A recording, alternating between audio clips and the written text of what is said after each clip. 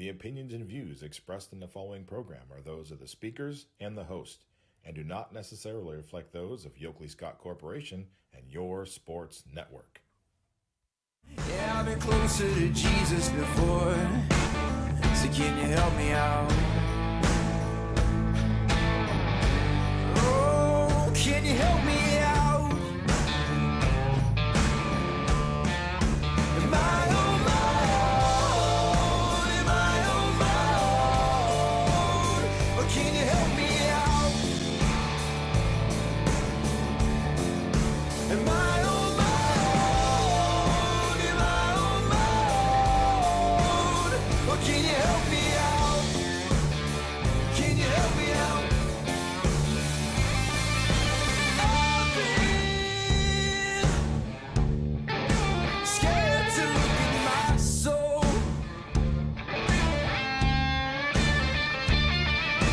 I've been afraid I would follow alone. Yeah, afraid of the things I've been told. Welcome into a Tuesday edition of Running Point on ysnlive.com. ysnlive.com and the Running Point presented by Greenwood Chevrolet on Mahoning Avenue in Austintown. If you're in the market for a new or used automobile, you certainly need to check out the good folks at Greenwood Chevrolet. They got a fantastic sales department, a great finance department, and a phenomenal service department. And, well, let's face it, that's the three things that you're looking for when you are looking to purchase an automobile. So if you are in the market for a new or used car, check out the good folks at Greenwood Chevrolet on Mahoning Avenue in Austintown. MP Vivo Heating and Air Conditioning Hotline open for business, 330-886-0813. That's 330-886-0813. Coming up on the program today, Doug Chapin from the Tribune, Chronicle, and the Vindicator will be joining me at 1 o'clock. We will catch up with Springfield Tigers head football coach Sean Guerrero at 2 o'clock, and we'll talk a little bit about the state title game and just talk about the 2020 season. And that kind of brings me into the poll question for today. Obviously, we should all be very thankful that we had a football season. But 2 days from now, we'll be celebrating Thanksgiving. Now, albeit it's going to be a little smaller in the dinner table for some of us, depending on whether or not you're going to pay attention to the guidance or if you're going to go full-blown family. That's your decision, not mine, obviously. But 2 days from now is Thanksgiving, and I kind of thought we would have a nice little conversation on the sports aspect, maybe the local sports aspect, regionally, nationally. Give me your sports aspect of what you are thankful for. From a sports perspective, could be local, could be regional, could be national. From a sports perspective, what are you thankful for? So we'll talk a little bit about that. Yesterday, had an opportunity to broadcast girls basketball from Crestview High School. Interesting story. Crestview and Springfield played. It was senior night, and kudos to the folks from Crestview. They kind of understand the situation that's going on. We're not promised any basketball this year. We just aren't. There are COVID cases out the wazoo, and Crestview, giving them a lot of credits. Normally, you would do a senior night toward the end of the campaign, and you would honor the seniors toward the end of the season, whether it be the last home game or the second to the last home game. Toward the latter part of the campaign in the regular season, you would have your senior night. The folks at Crestview decided we're not promised anything, especially now that I think yesterday 11,000 plus cases of COVID in the state of Ohio, which is just absurd. So Crestview decided, since we're not really promised anything, we're going to have our senior night immediately. So the first game of the year, the seniors were honored. And I thought that it was a really cool opportunity to say thanks to these seniors that frankly might not have an opportunity to play an entire campaign. And while I certainly would never tell anyone how to handle their business, a suggestion would be do what Springfield did. Have your senior night very close to the beginning of the campaign instead of the end of the campaign, because frankly, there's no guarantee that we're going to be playing a complete basketball season. It's a little different from football. Football is an outdoor sport. You had people spread out. You can spread people out a little bit more on the football stadium than you can in a basketball gymnasium. And last night's pretty nice crowd. Obviously limited, very limited crowd, but pretty nice crowd nonetheless. But they had senior night last night. They honored the seniors, and it was a good game. It was a solid game. A little side note to all of this: Maria Hallis was in the starting lineup originally for Crestview, and just before tip-off, the officials noticed that Mara Hallis. I beg your pardon. The officials noticed that Mara was wearing something that was not something that that they wanted her to wear. I don't know what it was, but it was a wardrobe malfunction of some sort. But anyway, she went into the locker room, and the last time or the next time we saw Mara was the beginning of the second quarter. Whatever it was, it took a while for whatever violation or whatever piece of clothing or jewelry, or I don't even know what the heck it was, but Mara Hallis didn't come back to the bench until the start of the second quarter. So Emily Hill comes into the game. She wasn't a starter, comes into the game and proceeds to score 10 points in the first quarter. The Rebels jumped out to a 16-12 lead, thanks in large part to Emily Hill, who stuck 2 threes. She finished with 4 threes on the night and put in 16 points for Crestview. Krista Perry led the way for the Rebels. She scored 21 points, I believe, 10 rebounds, 3 blocked shots, had a solid game. The Rebels wind up beating Springfield in the first game of the season, 45-37. Now, I thought, and my partner, Larry Scragg, thought, well, we're going to have a JV game. So we're, setting the equipment up, and I can get there early because, you want to be able to set the equipment up because I'm assuming, of course, that there's a JV game. So we're about, 7 minutes prior to tip-off. And I started noticing kids that are on the varsity team that are, warming up. And wait a second. Do we have a JV game? Oh, no, this is varsity only. Nothing like last minute writing down names and trying to get the starting lineups and whatnot. It was interesting to say the least. But Crestview gets a win on their opening game of the campaign. Kudos to Crestview High School for doing senior night the first game of the year. It needed to be done because, again, there is no guarantee, none whatsoever, that we're going to be able to finish this basketball season. And Crestview comes out on top 45-37. Abby Joseph had J.C. Mullen had a really nice game for Springfield. She finished up with 22 points. She was the girl with the most points by either team. Mullen wound up with 14 points in the first half. The Rebels limited her to 8 points in the second half. She finished up with 22 points. The starting 5 scored all the points for Springfield last night. Peyton Clem had 5, Abby Joseph had 6, Maddie Lesnack and Ava Vecchione had 2 points each. Crestview got some production from their bench. As I mentioned, Emily Hill was not in the original starting lineup. Mara Hallis had to be sent to the locker room to discard whatever clothing or whatever jewelry she had on.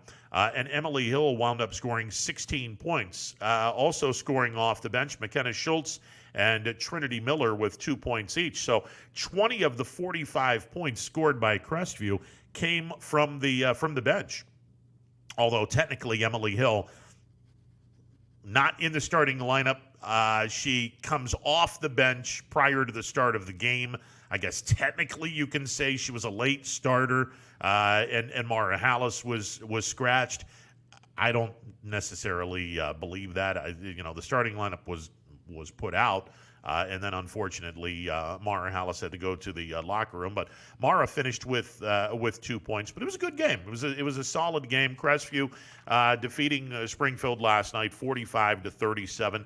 Lots of room for improvement for both teams, and obviously first game of the year. Hopefully we're going to have 22 games on the campaign. But like I said, nothing is promised, especially in the COVID world in which we're living in. And again, there's a substantial difference between playing football with this virus and playing basketball, mainly because basketball is an indoor sport and it could be a little tricky. There were other games played. McDonald, a big winner over Columbiana last night, 66-26.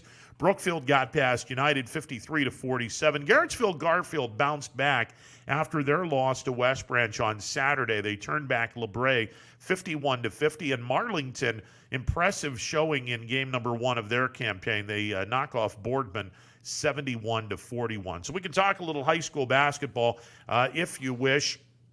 Again, the poll question for today, I definitely want to get everyone's opinion on this. We're 2 days away from Thanksgiving, so I'd love to hear everyone's take on the sports aspect of what you are thankful for. What are you thankful for from a sports aspect? Could be local, could be regional, could be national.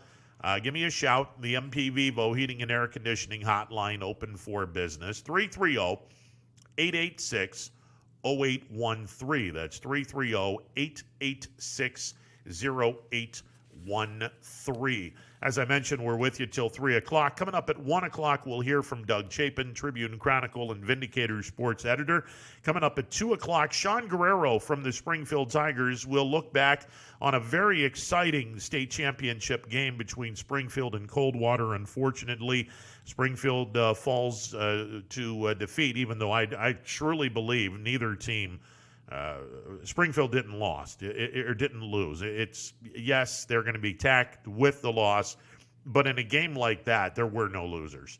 I promise you that. It's unfortunately Coldwater made one more big play than Springfield did, and that's the difference between hoisting a state championship trophy and a state runner-up trophy. But nonetheless, Springfield for 2 consecutive years becoming just the second public school in the Mahoning Valley to go to back-to-back state championship games. The last team and only other team up until this year to do that was Warren Western Reserve. Now, Warren Western Reserve and Warren Harding were separate high schools.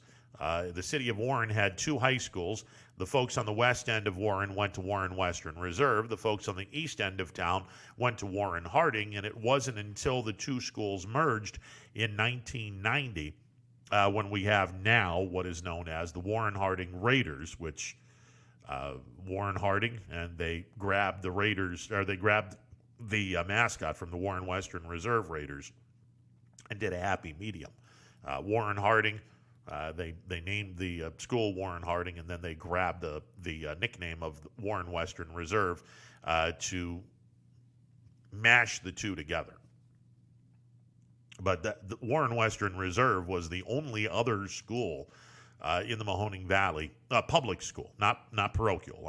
I'm just talking public schools. There's been more than a handful of parochial schools that have made more than 2 consecutive appearances in a state championship game.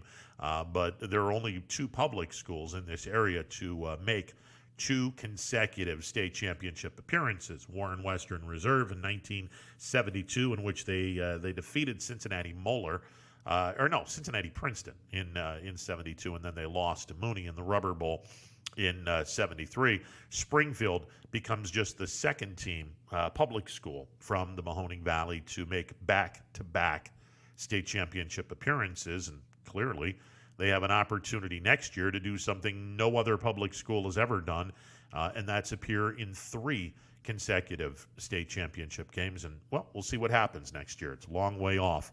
And obviously it's going to be a longer way off this year because we stopped playing football about 2 weeks early.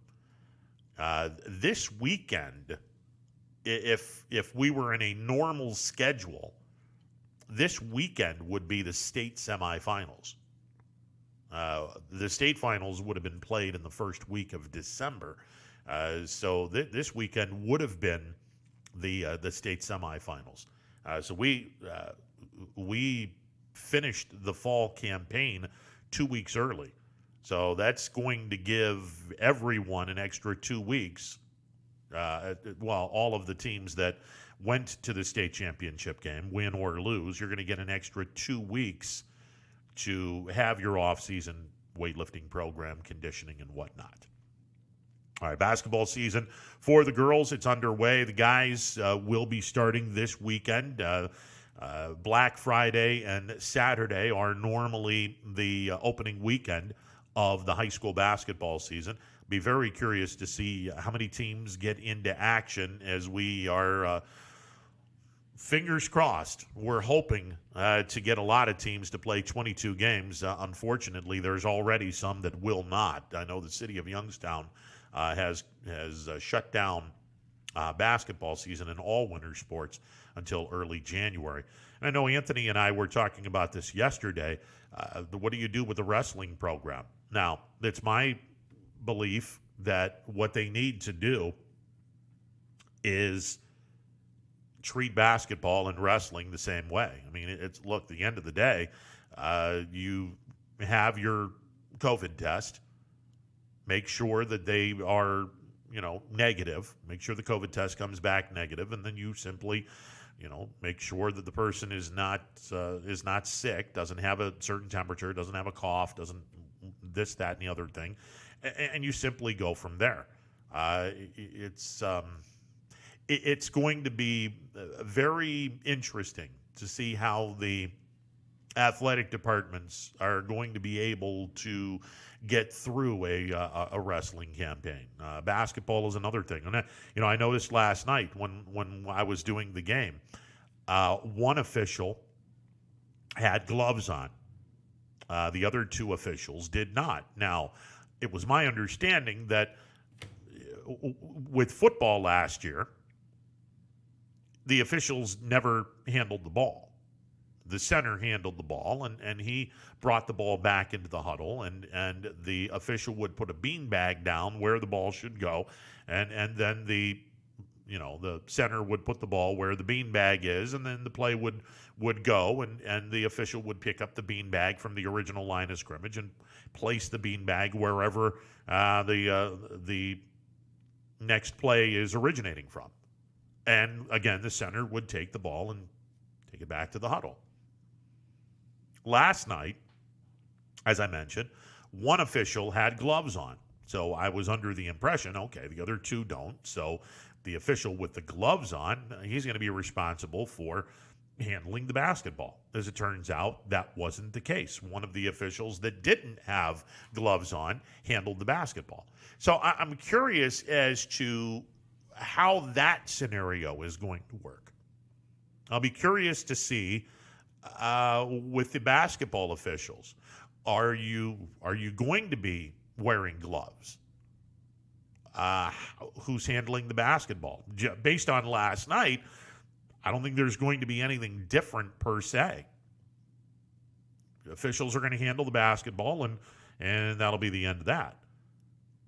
Now, personally, I would be a lot more receptive to all of this if the officials wore gloves, latex gloves, or something that is going to protect their hands and make sure that they're not touching the ball with bare skin.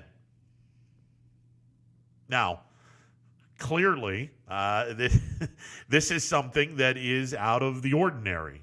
This is something that you normally would not see, but unfortunately, this is anything but ordinary. 2020 has just been a really, really weird year, and I swear, when the clock hits midnight and we go to 2021, I don't ever want to utter anything from 2020. This has just been a bizarre year where it's just going to be crumple it up, throw it away. I want nothing to do with 2020. I'm not even going to speak of it when we turn the clock to 2021. It's just been a very, very bizarre year. But having said all of that, with basketball season, I don't see the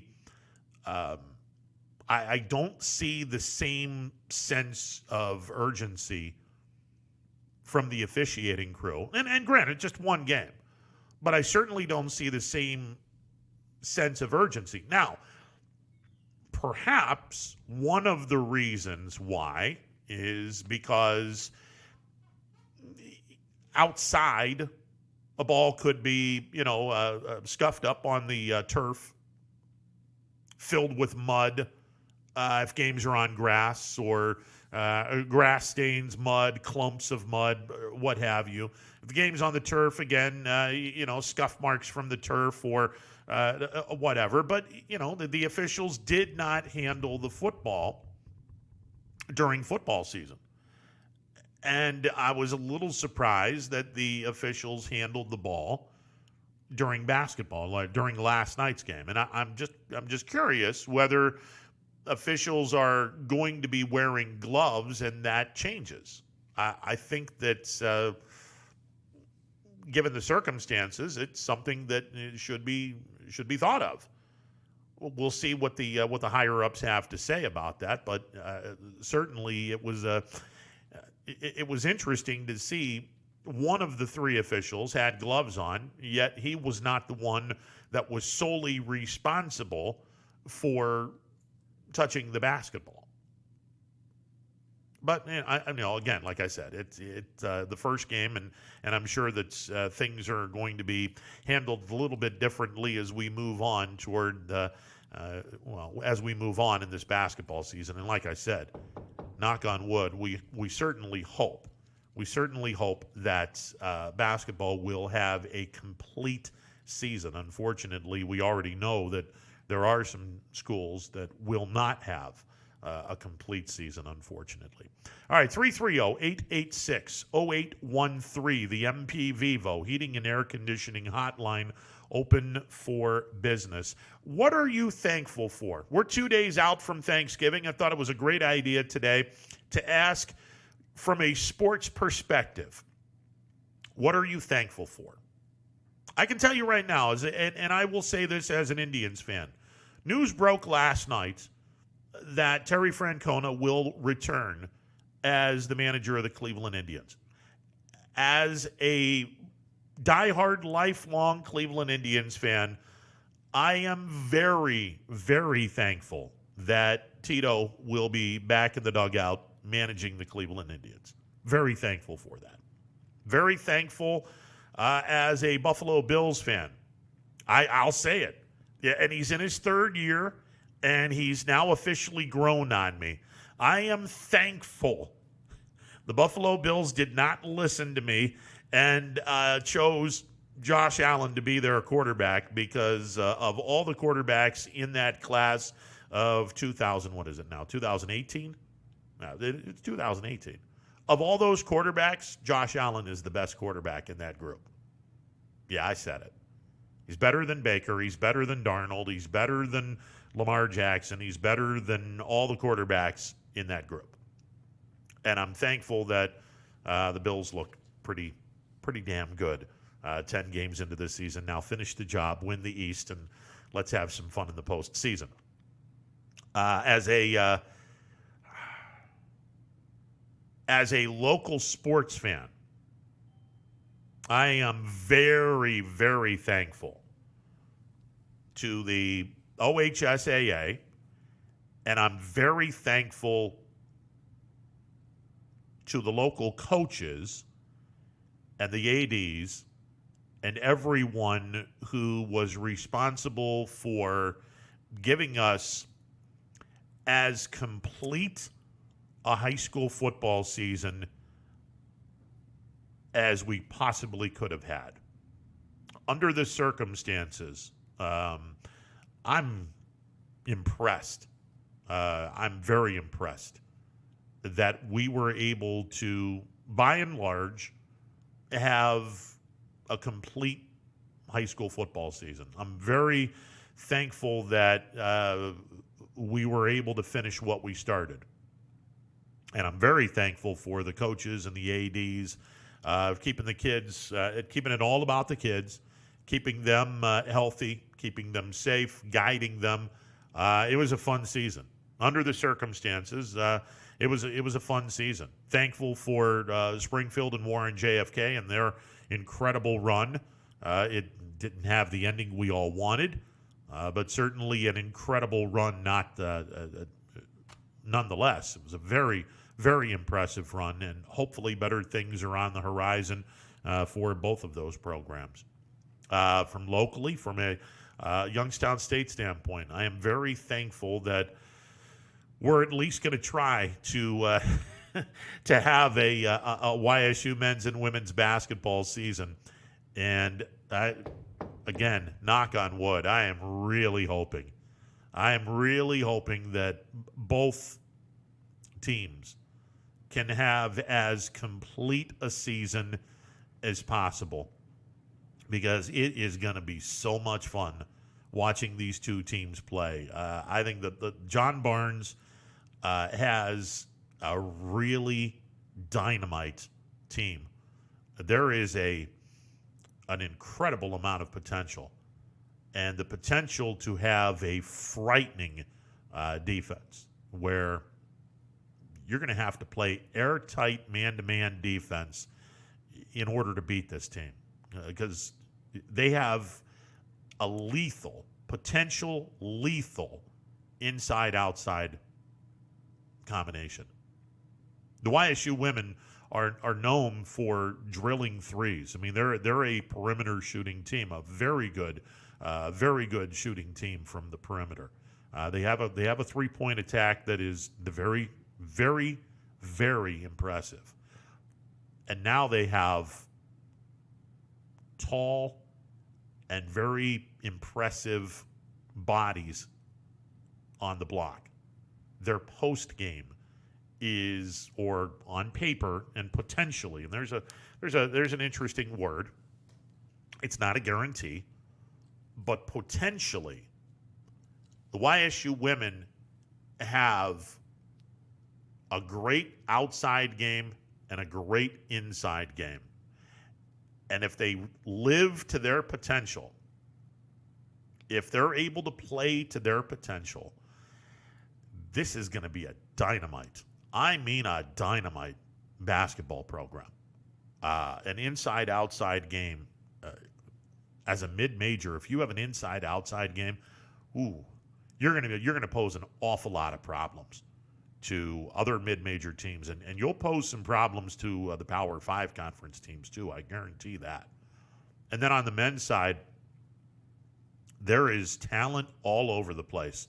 Talent in the backcourt, talent in the front court, talent in the coaching staff, talent all over the place. And this is a team that was 4 years in the making. This is Jared Calhoun's 4th year.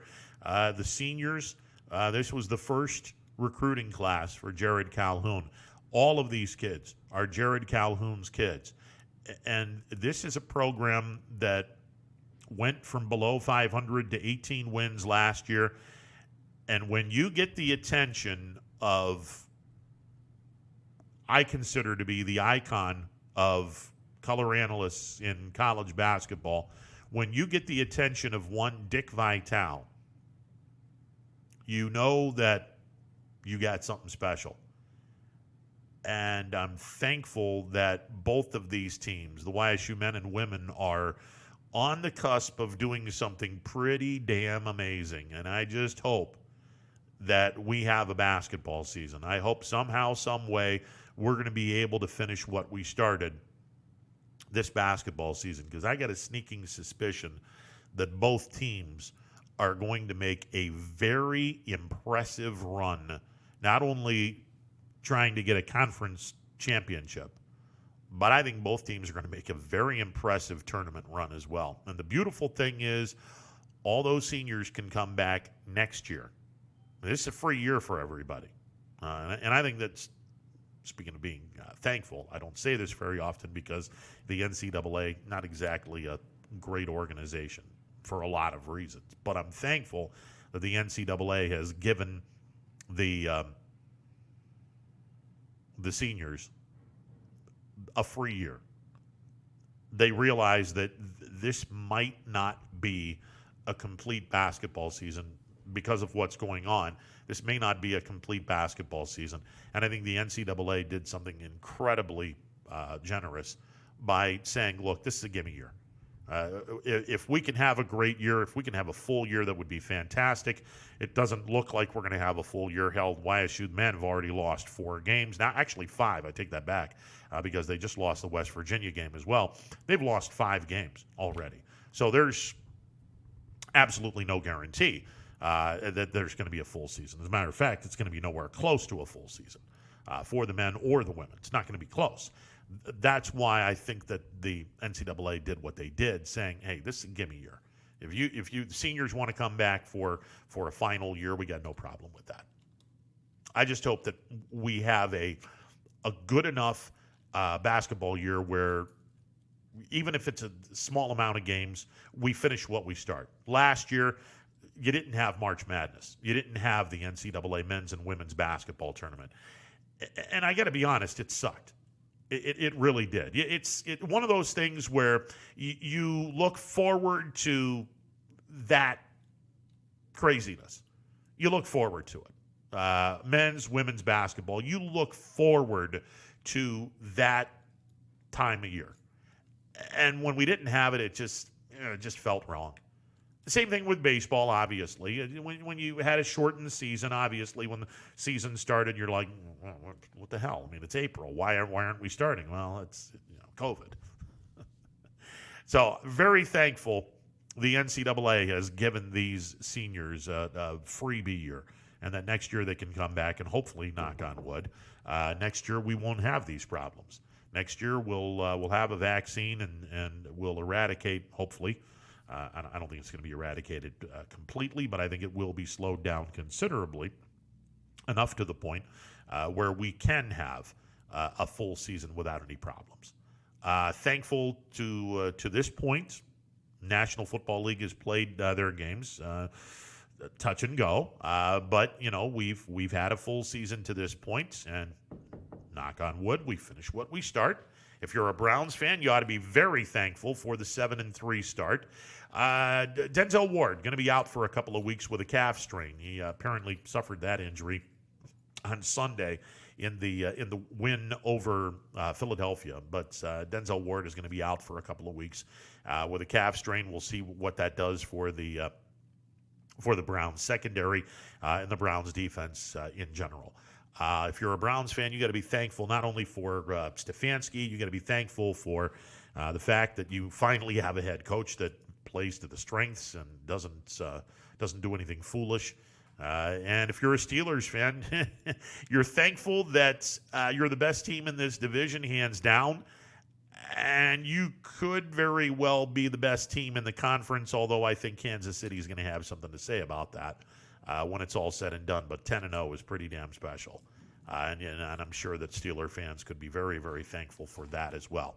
So here we are, 2 days out from Thanksgiving, and from a local standpoint, a regional, national, whatever.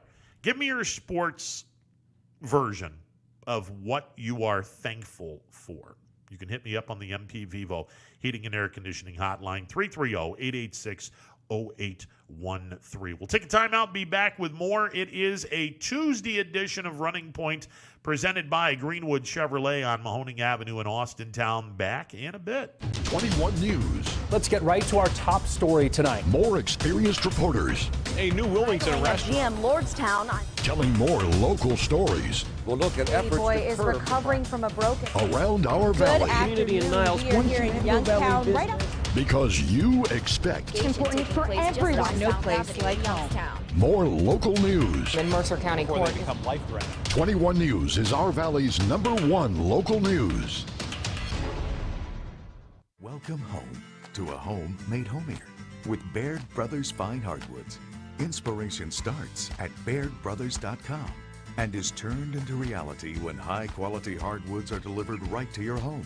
Baird Brothers has the latest design trends, shiplap and skinny lap interior siding, antique oak rustic flooring, and, well, you'll find them all at BairdBrothers.com. Ordered easily, delivered conveniently, enjoyed comfortably. BairdBrothers.com. Attention football fans, order Coca's Pizza tailgate package for only $54.99. You'll receive 24 slices of our delicious cheese pizza, 20 jumbo wings, and 2 of our famous foot-long pepperoni rolls. Coca's Pizza, we serve it hot. Hi, this is Tommy Clem, owner of WRS Insurance Solutions. WRS Insurance Solutions is a local independent agency that specializes in life, Medicare, long-term care, and disability products. Call us at 330-953-3722 or visit us at wrsinsurancesolutions.com to learn more. Good luck to all the student athletes in the Valley. Your Armstrong services are more important than ever. There are more and more connected devices in the home these days. To get the most out of your experience, you need a network that is always getting better. You deserve superior performance, and that's what Armstrong offers every day. Whether you're working from home, enjoying your favorite content together, or simply catching up while apart, count on Armstrong to keep you connected to what matters most.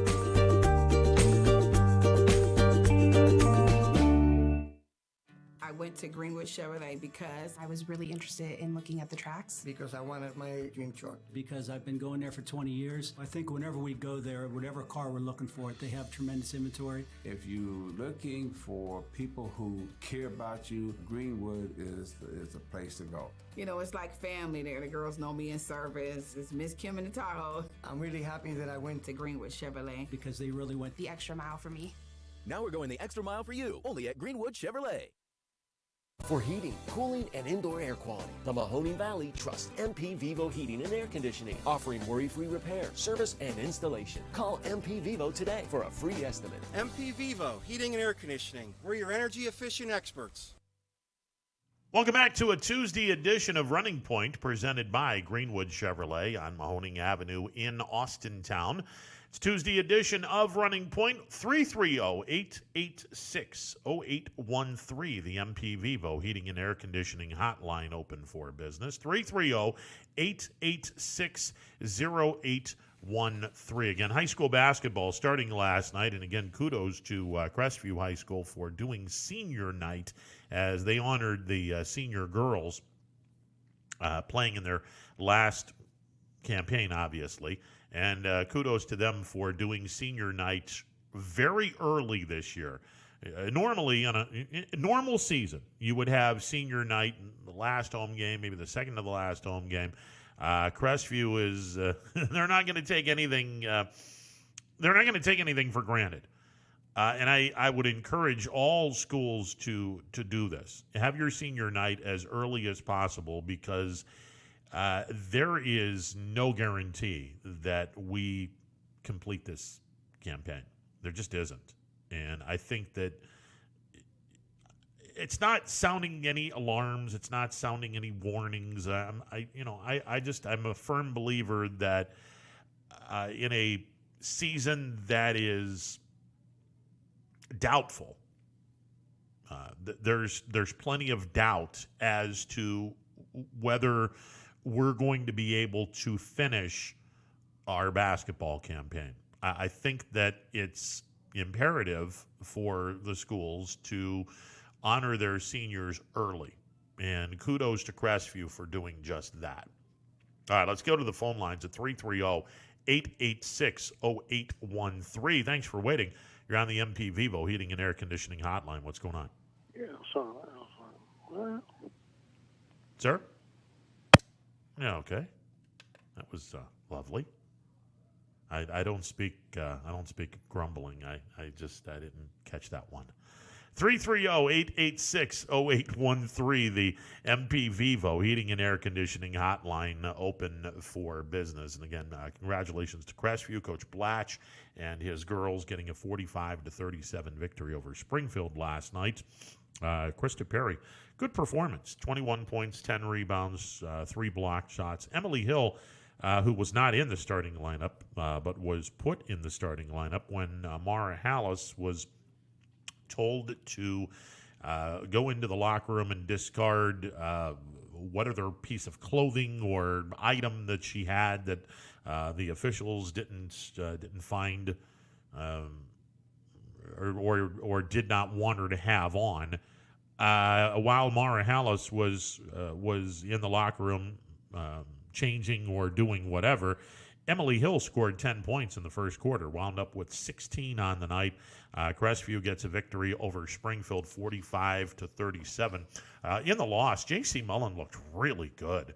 9 points in the first quarter. She finished with 22, a team high, 22 points, and she had more points than anybody.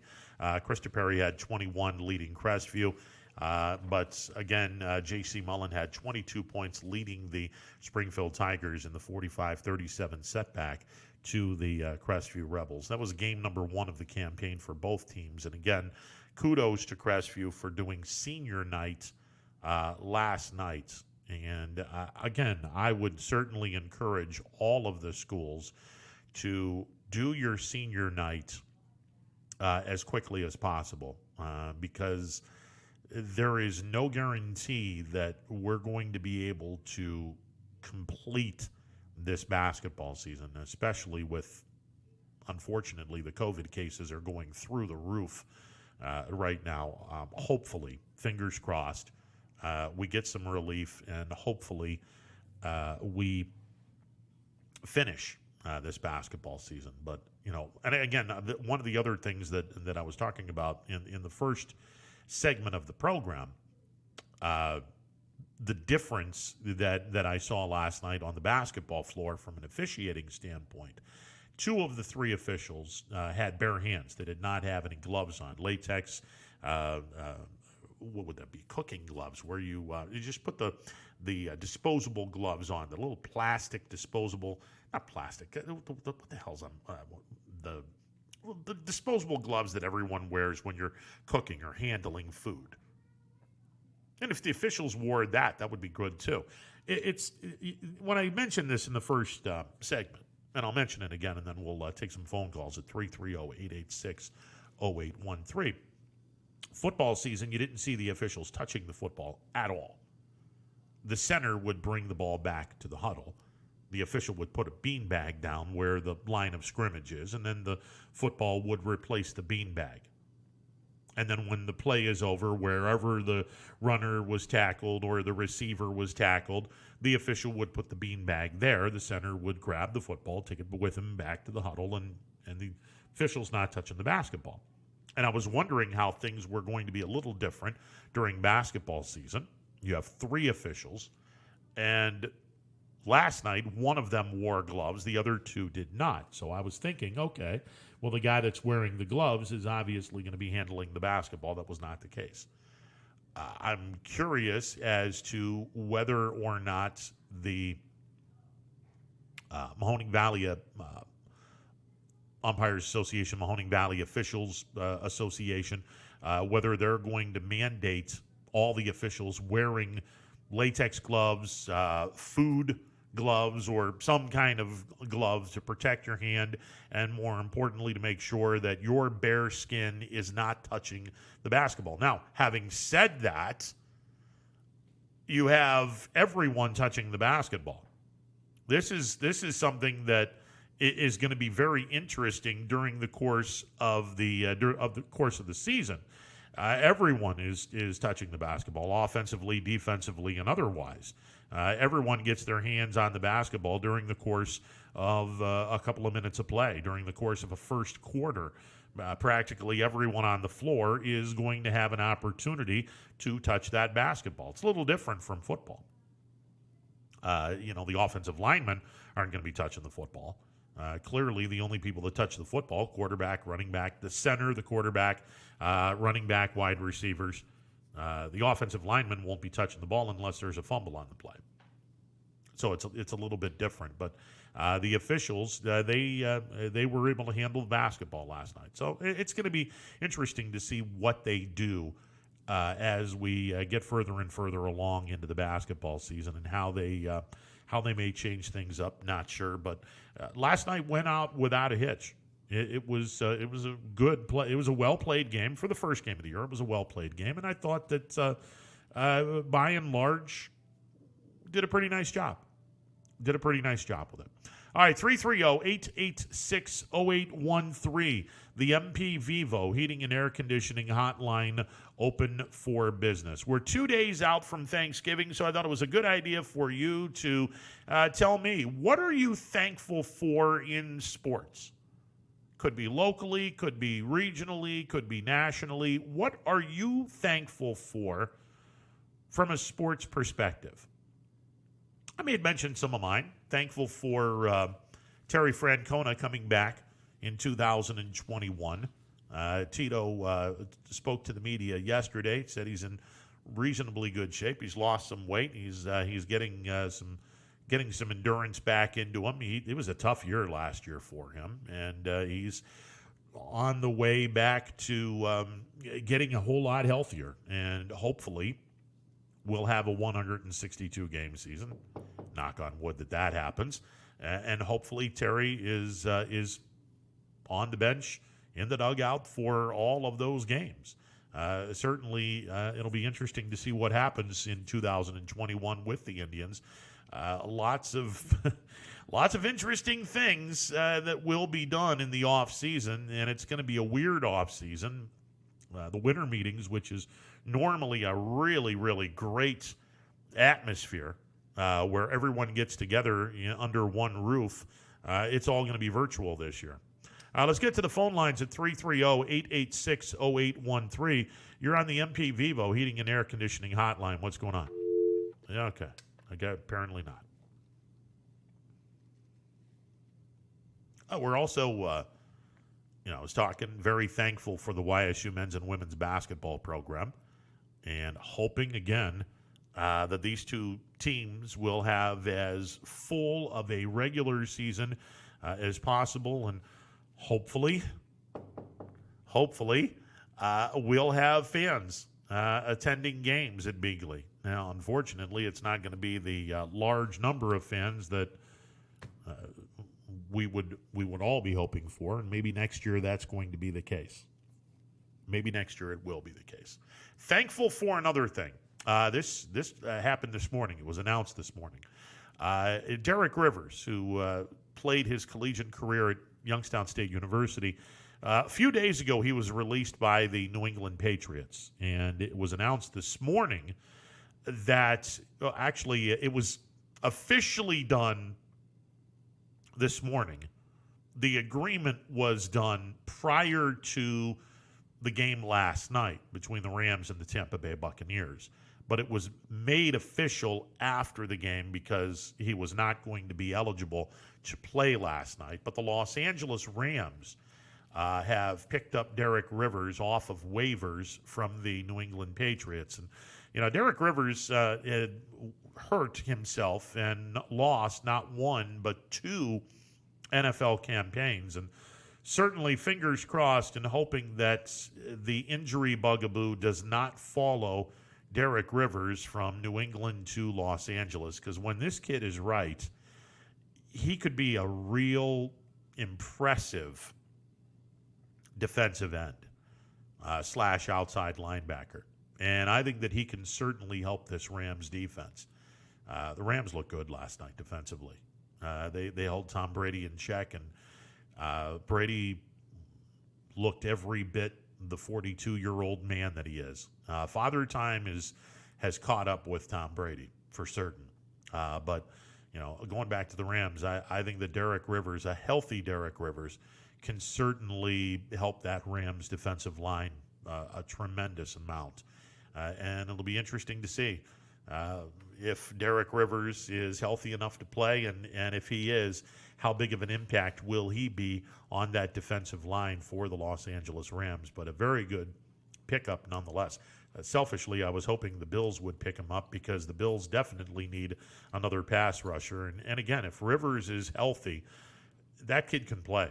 There's no two ways about it. That kid can play football.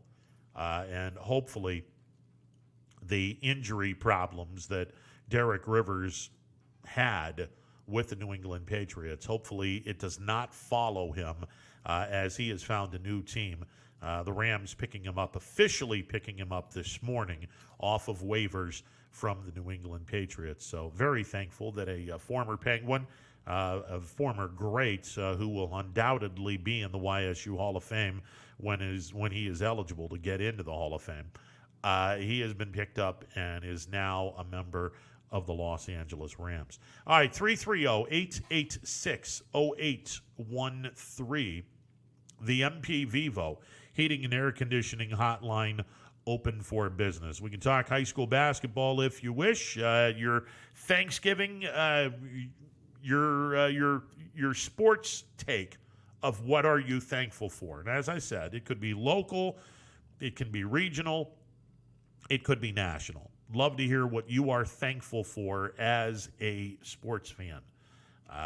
Certainly been an interesting 2020 campaign, and hopefully the best is yet to come once we get out of this whole COVID mess.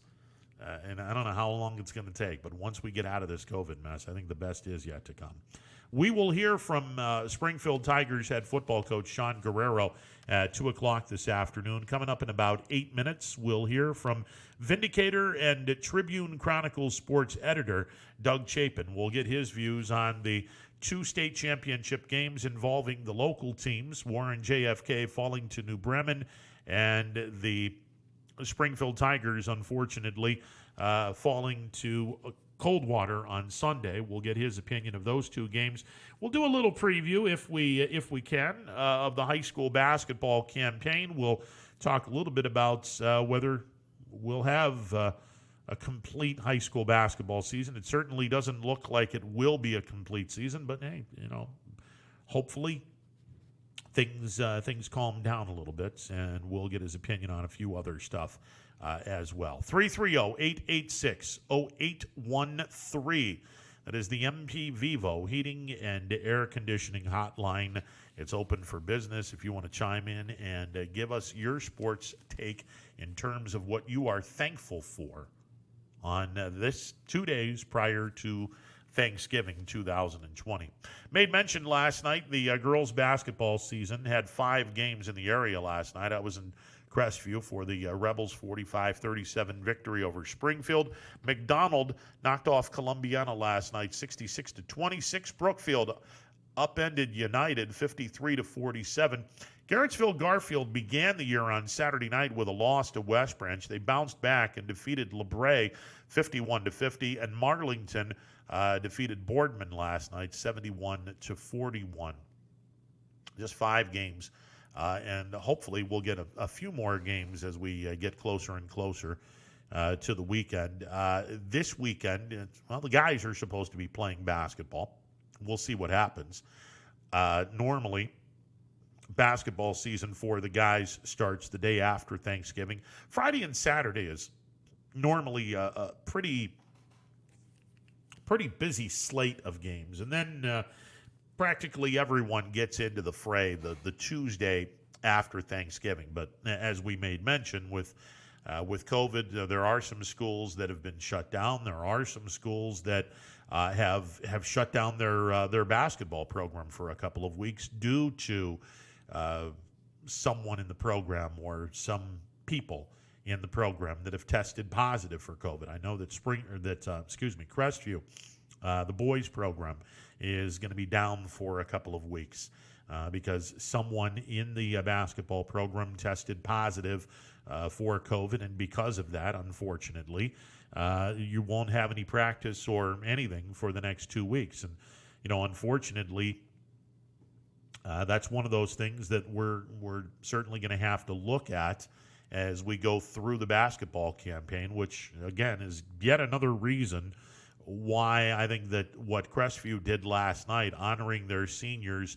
in the first game of the year, was, in my opinion, a very wise thing to do. And I would certainly wholeheartedly hope and suggest that all of the schools do this, because, frankly, we do not have a guarantee to play a complete season. And hopefully we get past all of this and have a complete season. But the reality is we already have some teams that aren't even going to start playing basketball until January.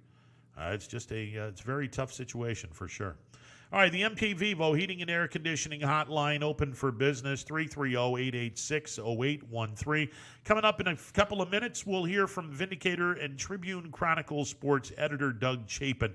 Matter of fact, we'll take a timeout and get his comments. Doug Chapin will be coming up in just a bit, and then we'll open up the phone lines and ask, point blank, what are you thankful for from a sports aspect? What are you thankful for as we are 2 days out from celebrating Thanksgiving? So I'll let you ponder that for a little bit as we bring in Doug Chapin here momentarily. It's a Tuesday edition of Running Point presented by Greenwood Chevrolet on Mahoning Avenue in Austintown. Back in a bit. Hello, I'm Greg Burbick with G. Burbick Farms. For the last 100 years, my family has farmed in the Columbiana and Mahoning counties. I began raising cattle in 1996 with the goal of providing a better product for you and your family on the dinner table. Our grass-fed and grain-supplemented Black Angus beef are raised with no hormones, steroids, or antibiotics. We're known for our hometown-friendly service and incredible tasting products. We're locally owned and have customers across the tri-state area. Our products go from our farm to your family. Stop by our farm on New Buffalo Road or visit us on the web at gburbickfarms.com. Don't forget to like us on Facebook. G. Burbick Farms, it just tastes better.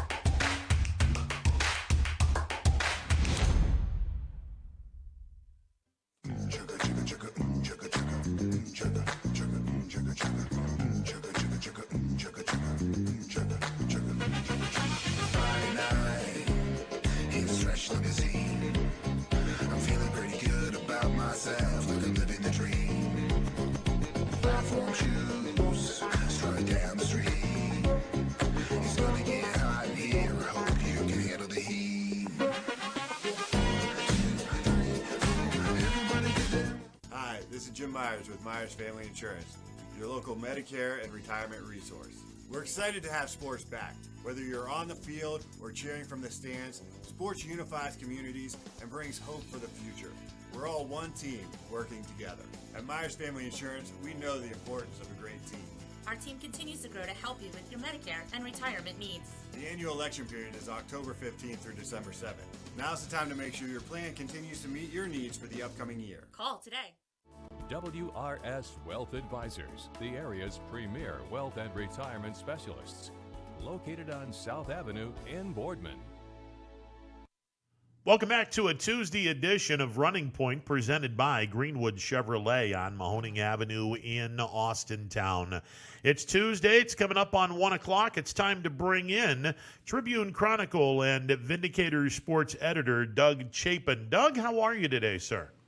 I'm good. How are you? I'm doing wonderful. Before we get into our normal high school talk and whatnot, I asked people to call in with this little question. From a sports perspective, it could be local, could be regional, could be national. From a sports perspective, Doug Chapin, what are you thankful for as we're 2 days out from celebrating Thanksgiving? What are you, the esteemed sports editor of the Vindicator and the Tribune Chronicle, what are you thankful for from a sports perspective, Doug? I guess mostly that we've been able to resume playing sports again, although I'm not sure we should be, but that, I guess, is what I'm most thankful for. We're able to see it again. Because during that time period when there was no sports, I mean, it's somebody who's just always had sports on TV or thinking about it or whatever. It makes things quite boring. You can do other things, but it's not quite the same to most sports fans, I think. And I think just the fact that it's back, and it looks like in fits and starts here, but I guess that's what I'm most thankful for. Doug Chapin, our guest. Doug, before we talk about the state championship games over the weekend, last night I broadcast the Crestview-Springfield game for ysnlive.com, and Crestview did something that I'm hoping that all of the schools are going to be able to pick up on. First game of the year, and they did their senior night. And they did their senior night because, look, there's no guarantee that we're going to have a basketball season, a complete basketball season. And the faster you can honor the seniors, I think it's probably a wise decision for everyone to do this as quickly as possible, as early as possible. Is that something you agree with, Doug? Sure. Yeah. I mean, I don't know why they do it at the end normally. I don't know when is the best time to do it. I've noticed that on a lot of the schedules we've gotten in, that senior nights and stuff like that are earlier in the season. So, yeah, that sounds like a good idea. Doug Chapin, Tribune Chronicle and Vindicator sports editor, joining me on the MP Vivo Heating and Air Conditioning Hotline. Okay, over the weekend we had two local teams in state championship games. JFK was defeated by New Bremen on Friday afternoon. I guess it's New Bremen. My apologies. They were defeated on Friday afternoon. Springfield was defeated on Sunday evening by Coldwater. Both programs, an outstanding year, doing a great job just to get to the state championship game. Unfortunately for JFK, it went sideways in the third quarter, and it's tough when you go sideways. It's pretty tough to get it back together again. But New Bremen did a really good job of limiting Hollabaugh and Likens. Yeah, they did. I mean, it was they obviously had a real good game plan going in. I mean, you don't get to that level if you don't have coaches who know what they're doing. And it just looked like from the start, JFK had a couple penalties right off the bat. Just, one of those things. It's a nerve-wracking situation for kids. And again, these are 15, 16-year-old kids. It was disappointing, but like we said, like we talked about, just getting there is really an amazing accomplishment. Yeah, unfortunately, the kids, they wanted to become the third team in JFK history to win a state championship, and it just wasn't meant to be. But you and I have talked about this. State championship game. I'll even take it a step back. If you can get to the state semifinals in any sport, you have done something truly amazing. Oh, certainly. That is, and we sometimes lose sight of that fact. Thinking about state titles and all that kind of stuff. But yeah, getting anywhere close to it is really an excellent achievement. Now, Springfield on Sunday, late Sunday afternoon and into early Sunday evening, that game against Coldwater was incredible. When I saw New Bremen knock off JFK the way they did, and New Bremen was manhandled by Coldwater in the regular season, I thought to myself, oh boy, this game could get away from Springfield early, and this could get ugly, and nothing could be further from the truth. Springfield tested Coldwater, gave them their best shot. This is one of those games where I firmly believe that nobody lost on Sunday. It's just one team came up short. But in a game that was exciting as Coldwater and Springfield, I don't think anybody lost. Yeah, that's a good way to put it. I mean, it's they played well enough to win. One kind of crazy play at the end, this ended up being the difference. So, yeah, that is a good way to put it. Nobody lost. They were both played well enough to win and deserved to win. We made mention you got to go way, way, way back to the first 2 years of the state playoffs, which the state playoffs began in 1972. Warren Western Reserve is the only other public school in our area that has gone to 2 consecutive state championship games. 1972, they beat, I believe, Cincinnati Princeton in 72, and then they lost to Cardinal Mooney in the Rubber Bowl. How these two teams met each other for a state title game is beyond me. They should have met in the semifinals, neither here nor there. Mooney beat Warren Western Reserve for a state title in 73, but Warren Western Reserve prior to this year was the only public school that had gone to back-to-back state championships, and there's a chance that Springfield may be able to go back to Massillon, Columbus, Akron, Canton, wherever the heck the state tournament is, because there's plenty of toys left in that closet for Springfield. Yeah, that's a good point too. That they, maybe not the state championship. Who knows? That's tough to get to, but they do have plenty back, and the coaching staff has shown they can do it. So that's certainly a possibility.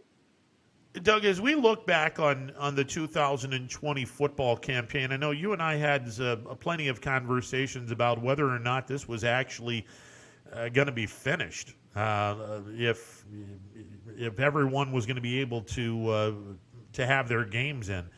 Under the circumstances, I think the OHSAA and this area did a magnificent job. I can count on one hand the amount of games in this area that were actually postponed. It turned out to be, under the circumstances, it turned out to be a really good year. Well, yeah. I mean, for the teams that lost games or had to have their playoff game forfeited, they won't agree with that. But you're right. Overall, it was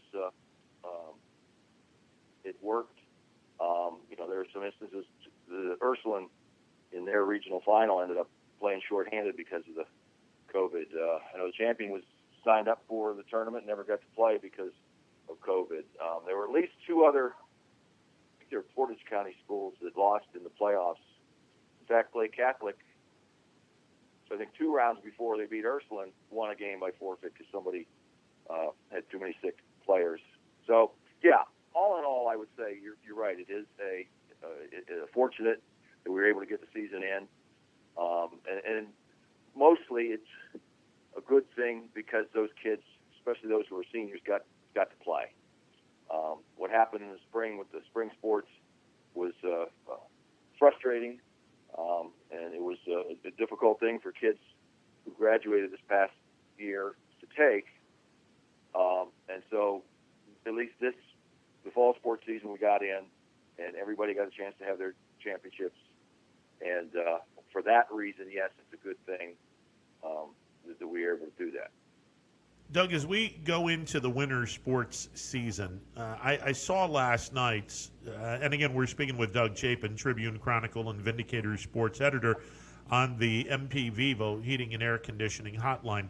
I saw last night when I was broadcasting the Crestview girls against Springfield on YSN, one of the officials had gloves on, the other 2 did not. So I assumed that the person that had gloves on would be handling the basketball. As it turns out, he was not the only one handling the basketball. Now, it's a little different from football, where the officials did not handle the basketball at all. Is there a possibility that the higher-ups would instruct the basketball officials to put on some sort of a glove, whether it be the gloves that the little plastic gloves that people wear in the food industry when they're handling food, or latex gloves, or something of that nature where they're not touching the basketball? Is that something that the OHSAA should be looking into, or are you good with the officials not wearing any gloves? I would assume that they've already discussed that and come to some sort of conclusion. I mean, they had a whole big, whole long, what's the word I'm looking for? List of protocols for football officials to use. And I'm sure the officials meet just about every week, and they go over everything, rules and whatnot, and they probably have gone over that, what they're supposed to do. And I would assume that it's protection for the official also, so that if someone touches the ball who has spreads it, that official won't pick it up from the ball. I don't know what the rules are. I haven't seen anything that the OHSA has done or any of the officiating organizations. It seems reasonable for them to wear gloves, but I'm not sure what they did in volleyball, whether they ever touched the ball inside or not. I'm not sure. I don't know. I guess my answer is I would assume that that's already been addressed by the OHSA and or officiating organizations. What's your feel on this basketball season? And there are some schools. I know the city of Youngstown, that would encompass Youngstown East, Youngstown Cheney. They've already been shut down to January. Are there going to be other schools that are going to follow suit? And how many schools are going to be able to have a complete season? I have no idea how many. We cover 49 schools in our circulation area, and of those number, how many are going to have a complete season? I don't know. I know we've already had a couple that have pushed back to December. They canceled everything they had scheduled for November. Others have pushed back to January. The college season is a total mess. I do type up our TV listings each day, and I'm trying to keep track of who's in what of these preseason tournaments that they're trying to have. One in South Dakota, one in Connecticut, and one in South Carolina, I think. And the lineups change day after day because some team isn't able to make it because of COVID. So I don't know. All the warnings we're getting from the scientific community, the medical community, is that it's still going to get worse, and it's pretty bad around here right now and in other parts of the country. So it doesn't bode well for the basketball season or the wrestling, bowling, and swimming and diving seasons also. So it will be interesting to see how things go. I'm afraid everybody's starting to think, well, there's a antidote coming soon, so we can relax ourselves or protocols, and I don't think that's a good idea. But we shall see. As far as the number of schools that will or won't get all the games in, I really have no idea. It could be half. Well, let me ask you, because we speculated on the show yesterday, Anthony and I did, and I'll pose this to you. Obviously, wrestling is a very interesting sport. It's a contact sport without padding, and clearly it's going to be a very difficult sport to try to start up with this virus going around. However, if you shut down wrestling, but you send the message that it's okay to bowl, it's okay to get into swimming and diving, it's okay to play basketball, man, that's going to be a really bad message. Yeah, I agree. Well, I was just thinking there's tons of people out there that on Facebook and on other social media outlets who are constantly ripping on the OHSAA. Why don't we ask them what should be done? They seem to have all the answers.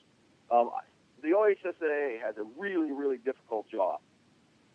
Whether it's, whatever it is, their job is to make sure that the championship, the tournaments are run. Most of the regular season is handled by local schools, leagues, conferences, the districts that the state is divided into. If they ban wrestling, then they say we can't wrestle. Yes, it does seem to be the others are being favored, the other sports. thing about wrestling, if they're tested, you know, immediately before the match, and I don't know how quick the test can be done, and if they're, you know, they don't have it, I suppose it's okay to wrestle, but I don't know. That there's a lot of sanitizing and stuff like that they have to do. I would think you'd want to sanitize the mat after each match, just for the kids, the protection of the kids. So yes, that would be a. You would think if they're going to shut anything down, it would be all the sports. Now, what the OHSA did last week is they sent a release saying the winter sports season is a go. We're going to just, you know, all the schedules we've set up, the postseason is scheduled to begin at this time, blah, blah, blah. That's all still in effect. But schools on a local basis can do what they want if they need to. Well, I shouldn't say what they want. It's what they need to do. They need to, you know, they go to all remote learning for a while and they shut down their sports programs. OHSA is fine with that. The local schools do what they need to do. Every community is different. That's part of why it's as you may have some communities that haven't had much effect at all from the virus, and other communities that have been hit really hard. So it's a community by community situation, I think, and a school by school situation for winter sports.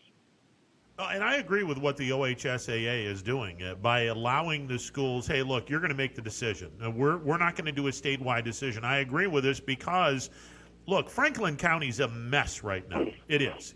And that's the county that Columbus is located in. They're the only county over the weekend that was in purple, where they have a travel advisory in that county. They're the only county that has that unfortunate distinction.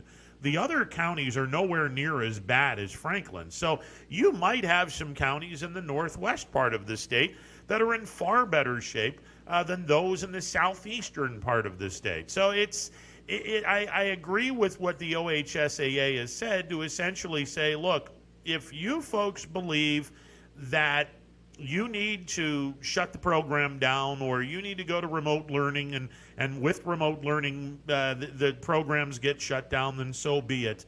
But we're hoping to have the tournaments in late February, early March, and if we can, great. And I like the stance the OHSAA is in. And, you know, I mean, they did a yeoman's job over the weekend by getting the state tournament out of Obetz, southeast of Columbus, and going to Massillon to put the games, the football championships, D2 through D7, at Paul Brown Tiger Stadium in Massillon. And kudos to the folks in Massillon for picking that up and not skipping a beat. Under the circumstances, I think the OHSAA has handled this very well. Oh, I agree.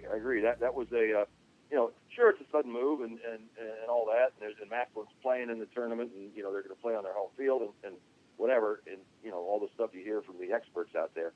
But yeah, when you're in charge of something like that, something that huge, you got to make a momentous decision sometimes, and some of them are difficult. I mean, even just the as a baseball umpire, when it's a drizzle while the game's going on, when does that field get unplayable? You know, there's one team's ahead and the other team's coming back, and you think the field's unplayable, you got to call it. You got to call it for the safety of the kids. It's not all about, well, I don't want that team to come back and win. But when you make those decisions, you're going to hear it from all the know-it-alls out there. And, you know, it just frustrates me that here are these people doing what they think is the best thing for these kids, for the situation. And it's a difficult decision. And, you know, they just get ripped for what they did. But, yes, I think they handled it well. Doug Chapin, Tribune Chronicle and Vindicator sports editor, joining me on the MP Vivo Heating and Air Conditioning Hotline. All right, last night, Terry Francona made it official that he would be back to manage the club in 2021. It'll be his 9th year with the Indians. Tito saying that he spent the last 6 weeks working really hard. He feels good. He's lost some weight. He's getting some stamina back. And he's not going to be with Brad Mills. Jesus, I got Brad Mills mixed up with a former NBA player. Brad Mills opted out. He's going to be assigned somewhere in the front office, but Francona back, and surprisingly, Sandy Alomar is not going to be managing anywhere else. So he's going to return as the first base coach for the Indians, and it'll be good to see Tito in the dugout if we have the 2021 season started up in March. Yes, it will. I mean, he's got an even keel. He has a good, very good at having his finger on the pulse of the team and what needs to be done and what needs to be said. And not taking anything away from Alomar. I think he did a heck of a job last year. I too am surprised that he didn't get any offers or any at least looks for manager. Although I don't know that there were that many openings, and the openings that showed up seemed to be they already had somebody in mind. But yeah, it'll be good to have him back just for the continuity's sake. And by the way, that Chris Mills, Bobby Phills, and Tyrone Hill Cavaliers teams way back whenever that was a fun team to root for. Yeah, it was. They were a lot of fun, and that gets us into the Cavs segment of all of this. The Cavaliers announcing yesterday that they had acquired JaVale McGee from the Los Angeles Lakers in response to Tristan Thompson signing a 2-year deal with the Boston Celtics, and we certainly wish Double T well. JaVale McGee comes to Cleveland from the Lakers in exchange for Alfonso McKinney, Jordan Bell. The Cavaliers also pick up a 2026 second-round draft pick from the Lakers. This is a good move for the Cavs. They're getting some veteran leadership into that locker room filled with kids, and the only way these kids are going to be able to learn basketball is learning it from the veterans. And I like the fact that not only do you have one quality center in Drummond, now you got JaVale McGee who can have Drummond when he sits down. McGee can go 15, 20 minutes and have some quality defensive play in the middle as well. So I like what the Cavs did with this. Yeah, and it's possible they're going to trade him too. I know the AP story came in and it mentioned that he might be a trading piece. But yeah, if he stays, he's a good piece. I'm not sure exactly what they need yet. You're right. They need for the young stars to be to keep developing and understanding the game and getting better and getting to that point where they can take over games and that kind of thing. We're not there yet, I don't think. We'll see how it goes. It didn't help them. They didn't get a chance to play much once the league was shut down. But that looks like a decent move. I mean, they didn't give up anything. But a 2026 draft, isn't that kid in 7th grade right now or 6th grade? Could be. It depends on, obviously, if it's a one-and-done player, then he would be in 7th grade, I think. Aren't they all, though? Yeah. I watched the draft the other night, and about 18 guys from Kentucky got drafted. And I'm exaggerating, of course, but it seemed every other player was from Kentucky. And I'm thinking, well, why didn't they win any championships? And I realized, well, those guys are just there that last year. So there are so many players in the NBA today. I turn on a game and start to watch it. I'll say, who is this guy? He's averaging 20 points a game. And I have to look up to see where he went to college. And I know that's one of the negatives of the one and done. I personally am in favor of the NBA having a minor league where the kids who don't want to have to go to college don't have to. They can go right to the minors and develop their craft there. But the downside of that is it's sort of like baseball. It would be sort of like baseball where a kid comes up to the minors, and unless that's your team that you're following, we really don't know who they are. Pete Alonso came up last year, 2019, and I don't follow the minors that closely anymore. I used to, but I didn't know who he was. So the NBA is sort of like that now with the kids not establishing their name in college. They establish their name in the AAU circuit, and that's what the NBA is looking at. And But the other amazing thing about the draft is there are guys who played at a good school, averaged 7 points a game, 5 rebounds a game, and they're a first-round pick because they have an NBA body. And that's the game has gotten to that where it's three-point shooting and it's everybody else defending or rebounding or running the floor. But it is what it is. I hope the Cavs do well. You know, I've been saying for years, and you brought this up with the NBA having a minor league system. I've been saying this for years. I think what the NBA should do is reach an agreement with the NCAA and college basketball and reach an agreement with kids that are coming out of high school. And here's what you would do. Every NBA team would now have a developmental team. So now you have, 30 teams in the NBA. So you'd have 30 developmental teams that are essentially the AAA home of the NBA franchise. You would open up the NBA draft to high school seniors, the kids that are just graduating from high school, and you would open up the NBA draft to the one and dones. But after 1 year, you would simply say, okay, here's what we're going to do. You can be eligible to go to the draft if you are a senior in high school or if you have at least 3 years into your college education. So you're much like the NFL. You would either be a junior or a redshirt sophomore to be eligible for the NBA draft. The draft would be open for high school seniors. If you choose to go from high school to the pros, you can do that. But once you sign a contract, you're now going to be ineligible to play basketball on the college ranks. And obviously, if you wash out and you don't get to the NBA, then that's on you. If you do not choose to go from high school to the pros, then you must play college basketball or you must be in college for 3 years before you're drafted. I think from that perspective, it takes away the kids that are one and dones, and it also strengthens the NCAA by forcing those kids that don't take part in the jumping from high school to the pros. Now you got to be in college basketball for at least 3 years. I think that, to me, would not only strengthen the NBA game, it would also strengthen college basketball. But I don't think the NBA has any reason or they shouldn't be forced to, and I don't think they would be forced to, prop up the college basketball. I think the NBA, if they want to have and they're working with the G League, they're having I think they're almost to that point where every team has a minor league team.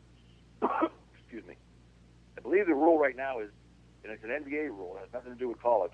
The NBA will not draft you until you've been a year out of high school. And so if you want to go to Europe and play that year, if you want to go to Australia and play that year, if you want to sit out that year, you can. You don't have to go to college to get into the NBA. And that's the way it should be. That's the way it is in baseball. That's the way it is in hockey. The only one where you pretty much have to is the NFL because there's no developmental system there.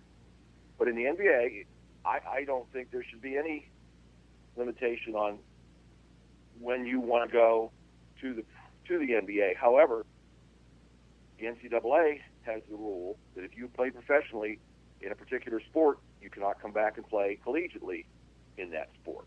So if you do go to the NBA or the minors, they're in the G League, and you get paid to play that sport, then you're no longer eligible to go to college. So, and yes, that is unfortunate. The kids do that. They, they go pro and then they wash out, and now they can't play collegiately. But by the same token, they should not be forced to go to college because, just to play their sport. They've got a dream of playing in the NBA all their lives. And the thing is, if they play in college for 2 or 3 years, yes, they will be a better ball player, much better player. They'll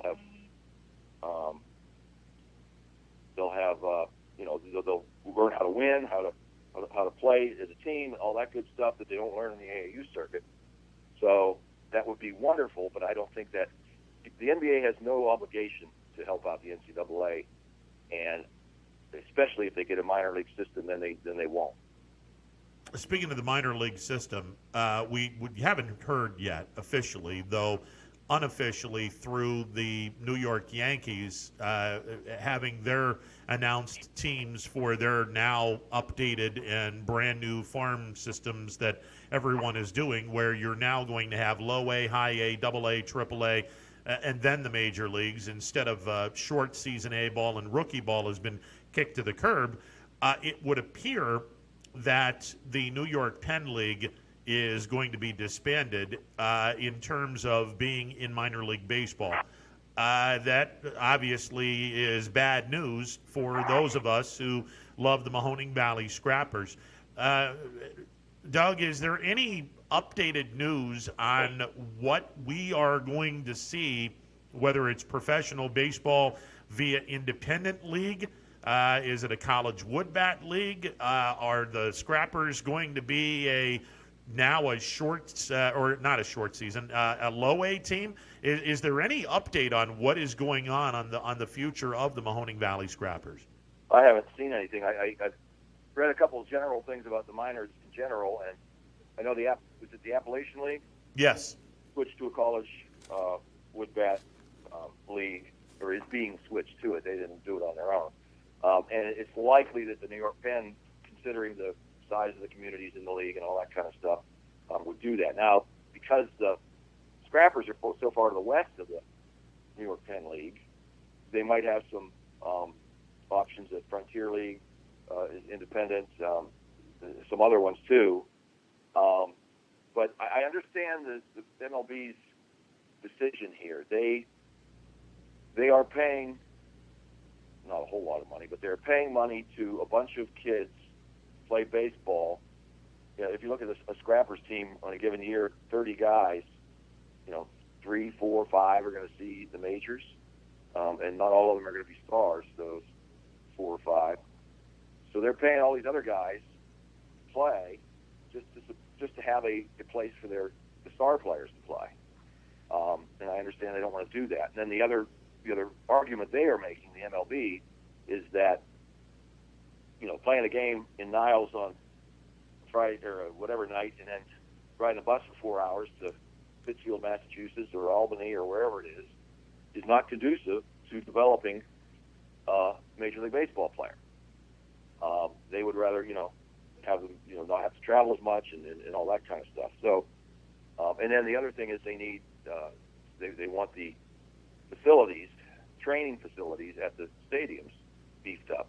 Now, I've read that some places are doing that. They're working on their stadiums.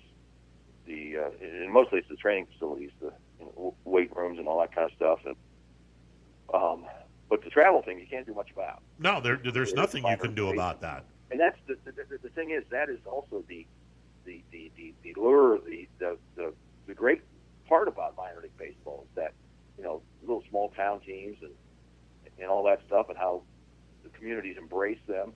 And the MLB just says, oh, so what? We're just going to do this because it needs to be done. And I think they wanted to do it for a long, long time. You've got all those numbers crunchers in power now, and they just look at the numbers. They don't look at the sentimentality. They don't look at Bull Durham. They don't look at any of that. They just look at hey, these numbers say we should get rid of all these extra players that we don't need, so we can develop our players more efficiently.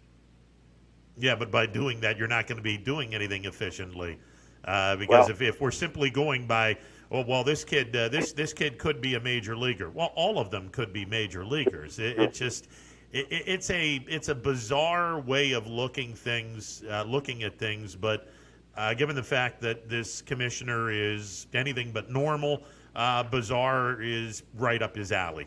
Well, I think most of the people in major league front offices would rather develop the whether it's short season or whatever at Class A, they would rather have the kids at a 10-field complex where they can play a game, work on stuff like that, not have to worry about travel or any of that kind of stuff.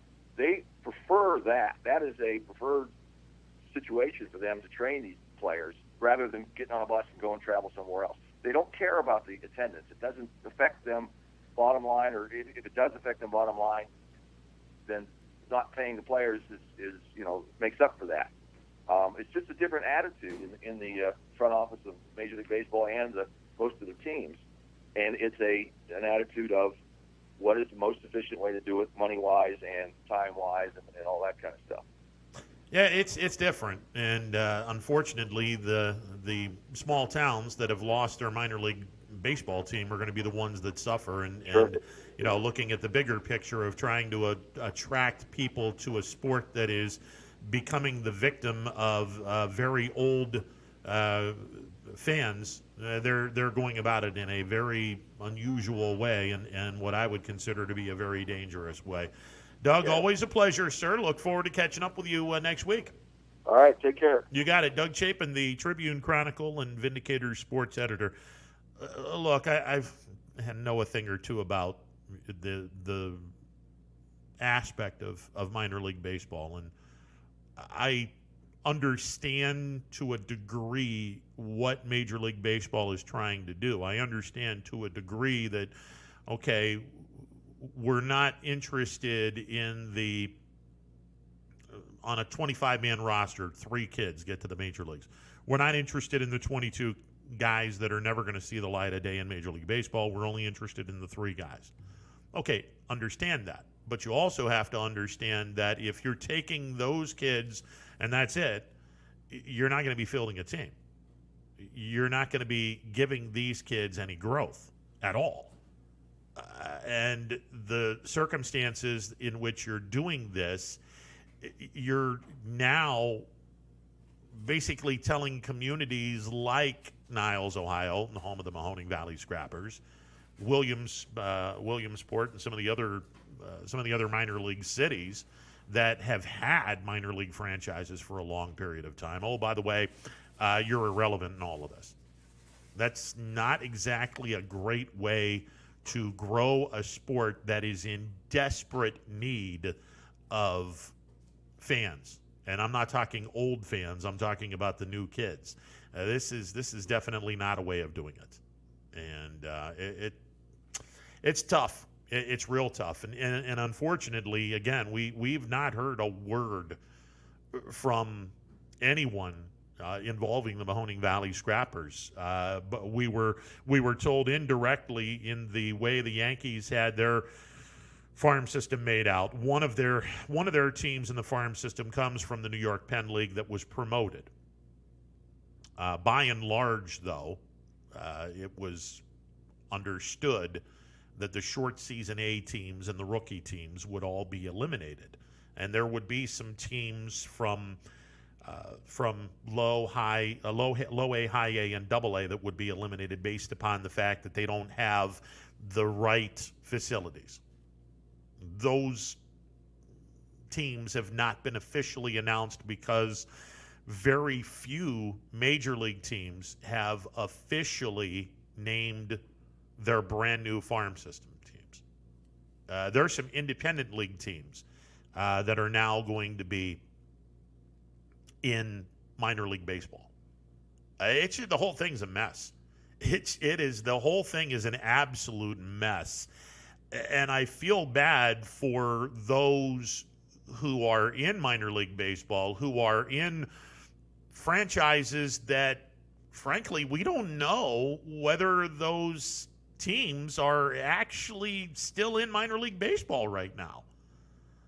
One of the teams, a team that I worked with for 6 years, the West 10 Diamond Jacks, who are now called the Jackson Generals. Originally, they were one of the teams out of the Southern League, Double A minor league baseball, that were on the chopping block because they didn't have facilities that were up to snuff according to Major League Baseball. Now, the other part of this that people are not aware of, that you need to be aware of this, the other part of this is Major League Baseball didn't go to the minor league owners and say, hey, we need this, and this. They didn't have that conversation with the minor league owners.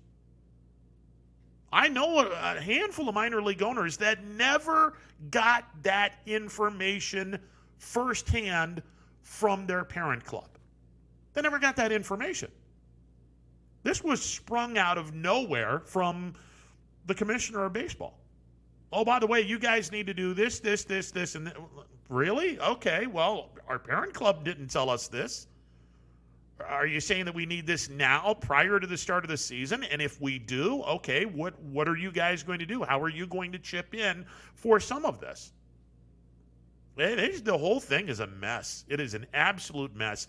And the damn shame of it is, because of COVID last year, minor league baseball was completely it wasn't even started. They completely canceled minor league baseball in 2020.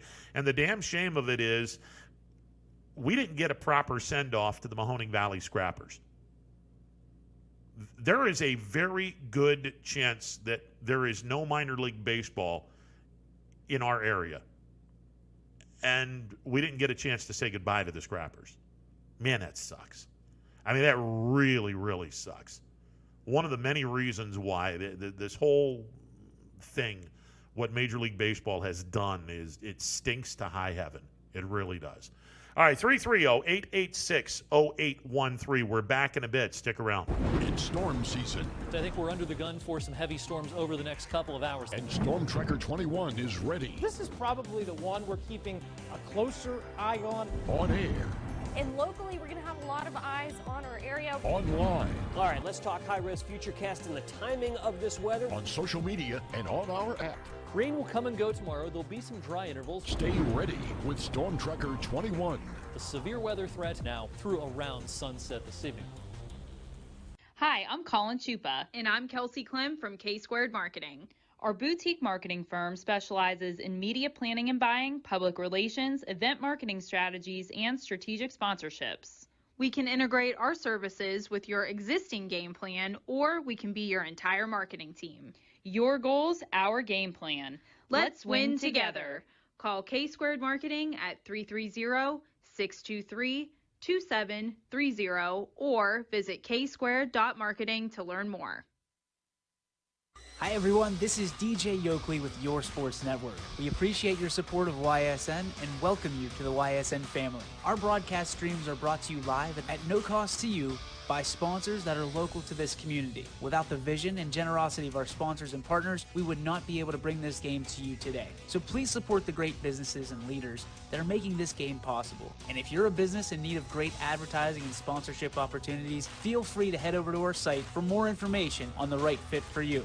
We are local, we are loyal, and we are live. We are YSN. Ah, the details. Baird Brothers Fine Hardwoods is one fine ride. Perfect cornering, superb handling, sporty and stylish, power to spare, plus awesome mileage. Yeah, jaw-droppingly beautiful lines and well appointed with luxurious trim. Put more oomph in your life and start beholding the molding. Find your home's fine hardwood at BairdBrothers.com.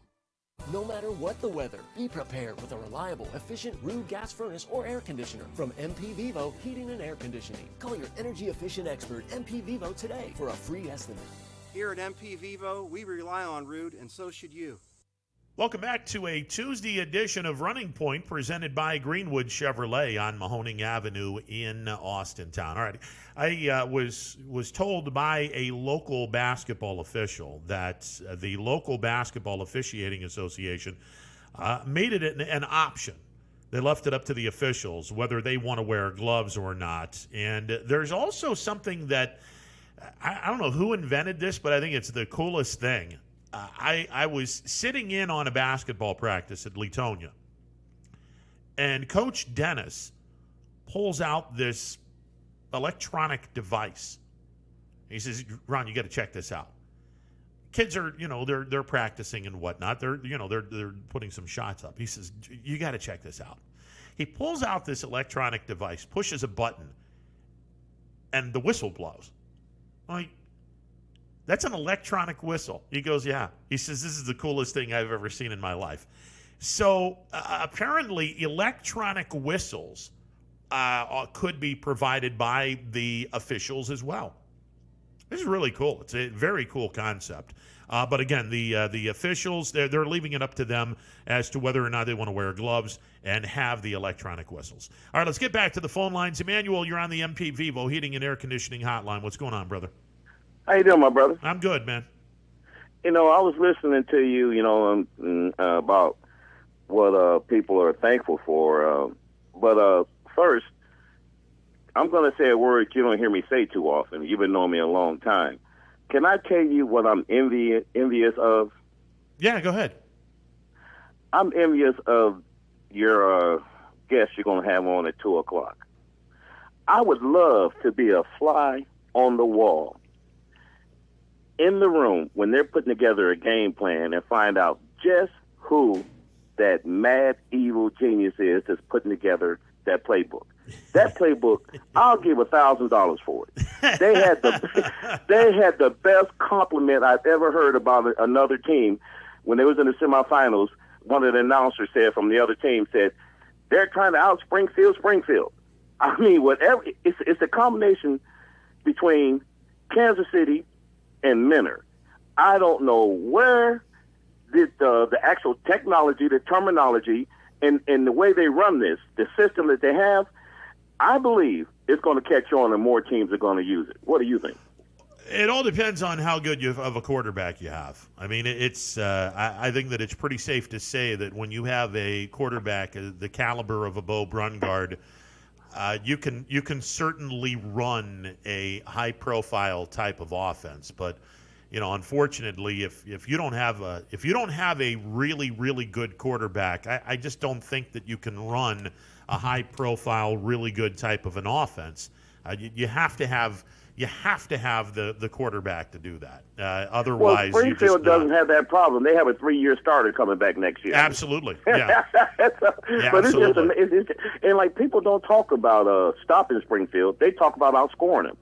Well, Think about that. Yeah, I mean, you're not going to be able to stop them per se. I mean, you can slow them down, and if you slow them down, then you try to outscore them. You're not going to be able to completely stop this team. It's impossible to do that. I mean, you would have to have some significant talent all over the field defensively in order to stop this program. And nobody did it this year, not even Coldwater.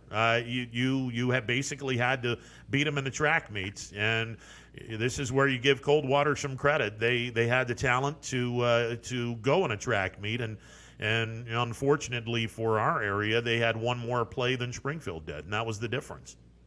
Well, all I got to say is kudos to him, man. It's just I just want to know who that mad scientist is in that room that's putting all this together. Well, I think Coach Brungard and Coach Guerrero can take co-credit for that. They're both geniuses when it comes to offense. No two ways about it.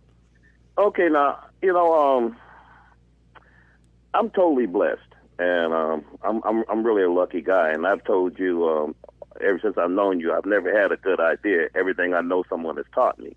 But I'm really thankful, really to Coach Arnold and his staff, and athletic director Nicholson, for letting me be a part of this great thing they call Warren G. Harding Raiders football. And I think that's nice. And this is corny, Ron. People are going to say this is corny, but I have to thank YSN.com. And you especially, for letting people call you from different schools, different areas, and just talk about sports. And you have no idea that the friendship that you guys have spawned through callers just by listening to you guys and watching what you do, and how you help the youngsters. I know that sounds corny, right?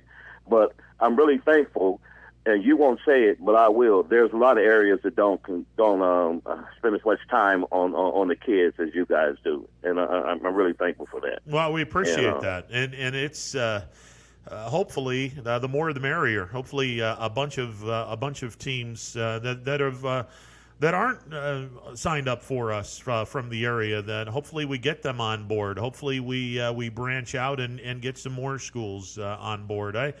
it's one of the cool things about this is I promise you we're not getting rich over this. But it's all about the kids, and it's all about making sure that the kids are getting recognized for what they do. And I hearken back to many years ago when when I was in school and I graduated in the early '80s.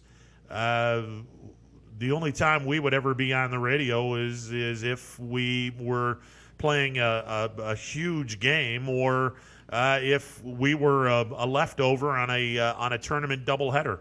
Back in the day when you had all the tournaments in one location in basketball.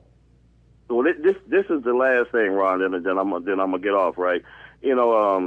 I know it doesn't really matter, and it might be too much information, but my uncle passed away last night. But it's nice to hear, about friendly rivalries and not so friendly rivalries on your show, man. You have a great holiday, and best wishes to you and yours, man. And kick your dog in the behind for me, okay? Hey, listen. If I kick Buster in the behind, he may get after me. So I'm not going to do that.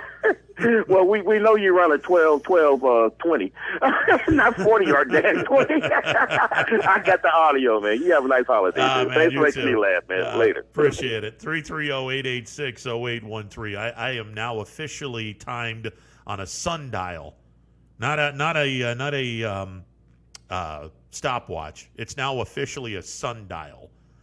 Yeah, that was probably the more embarrassing thing. But damn it, I got under 8 seconds for a 40.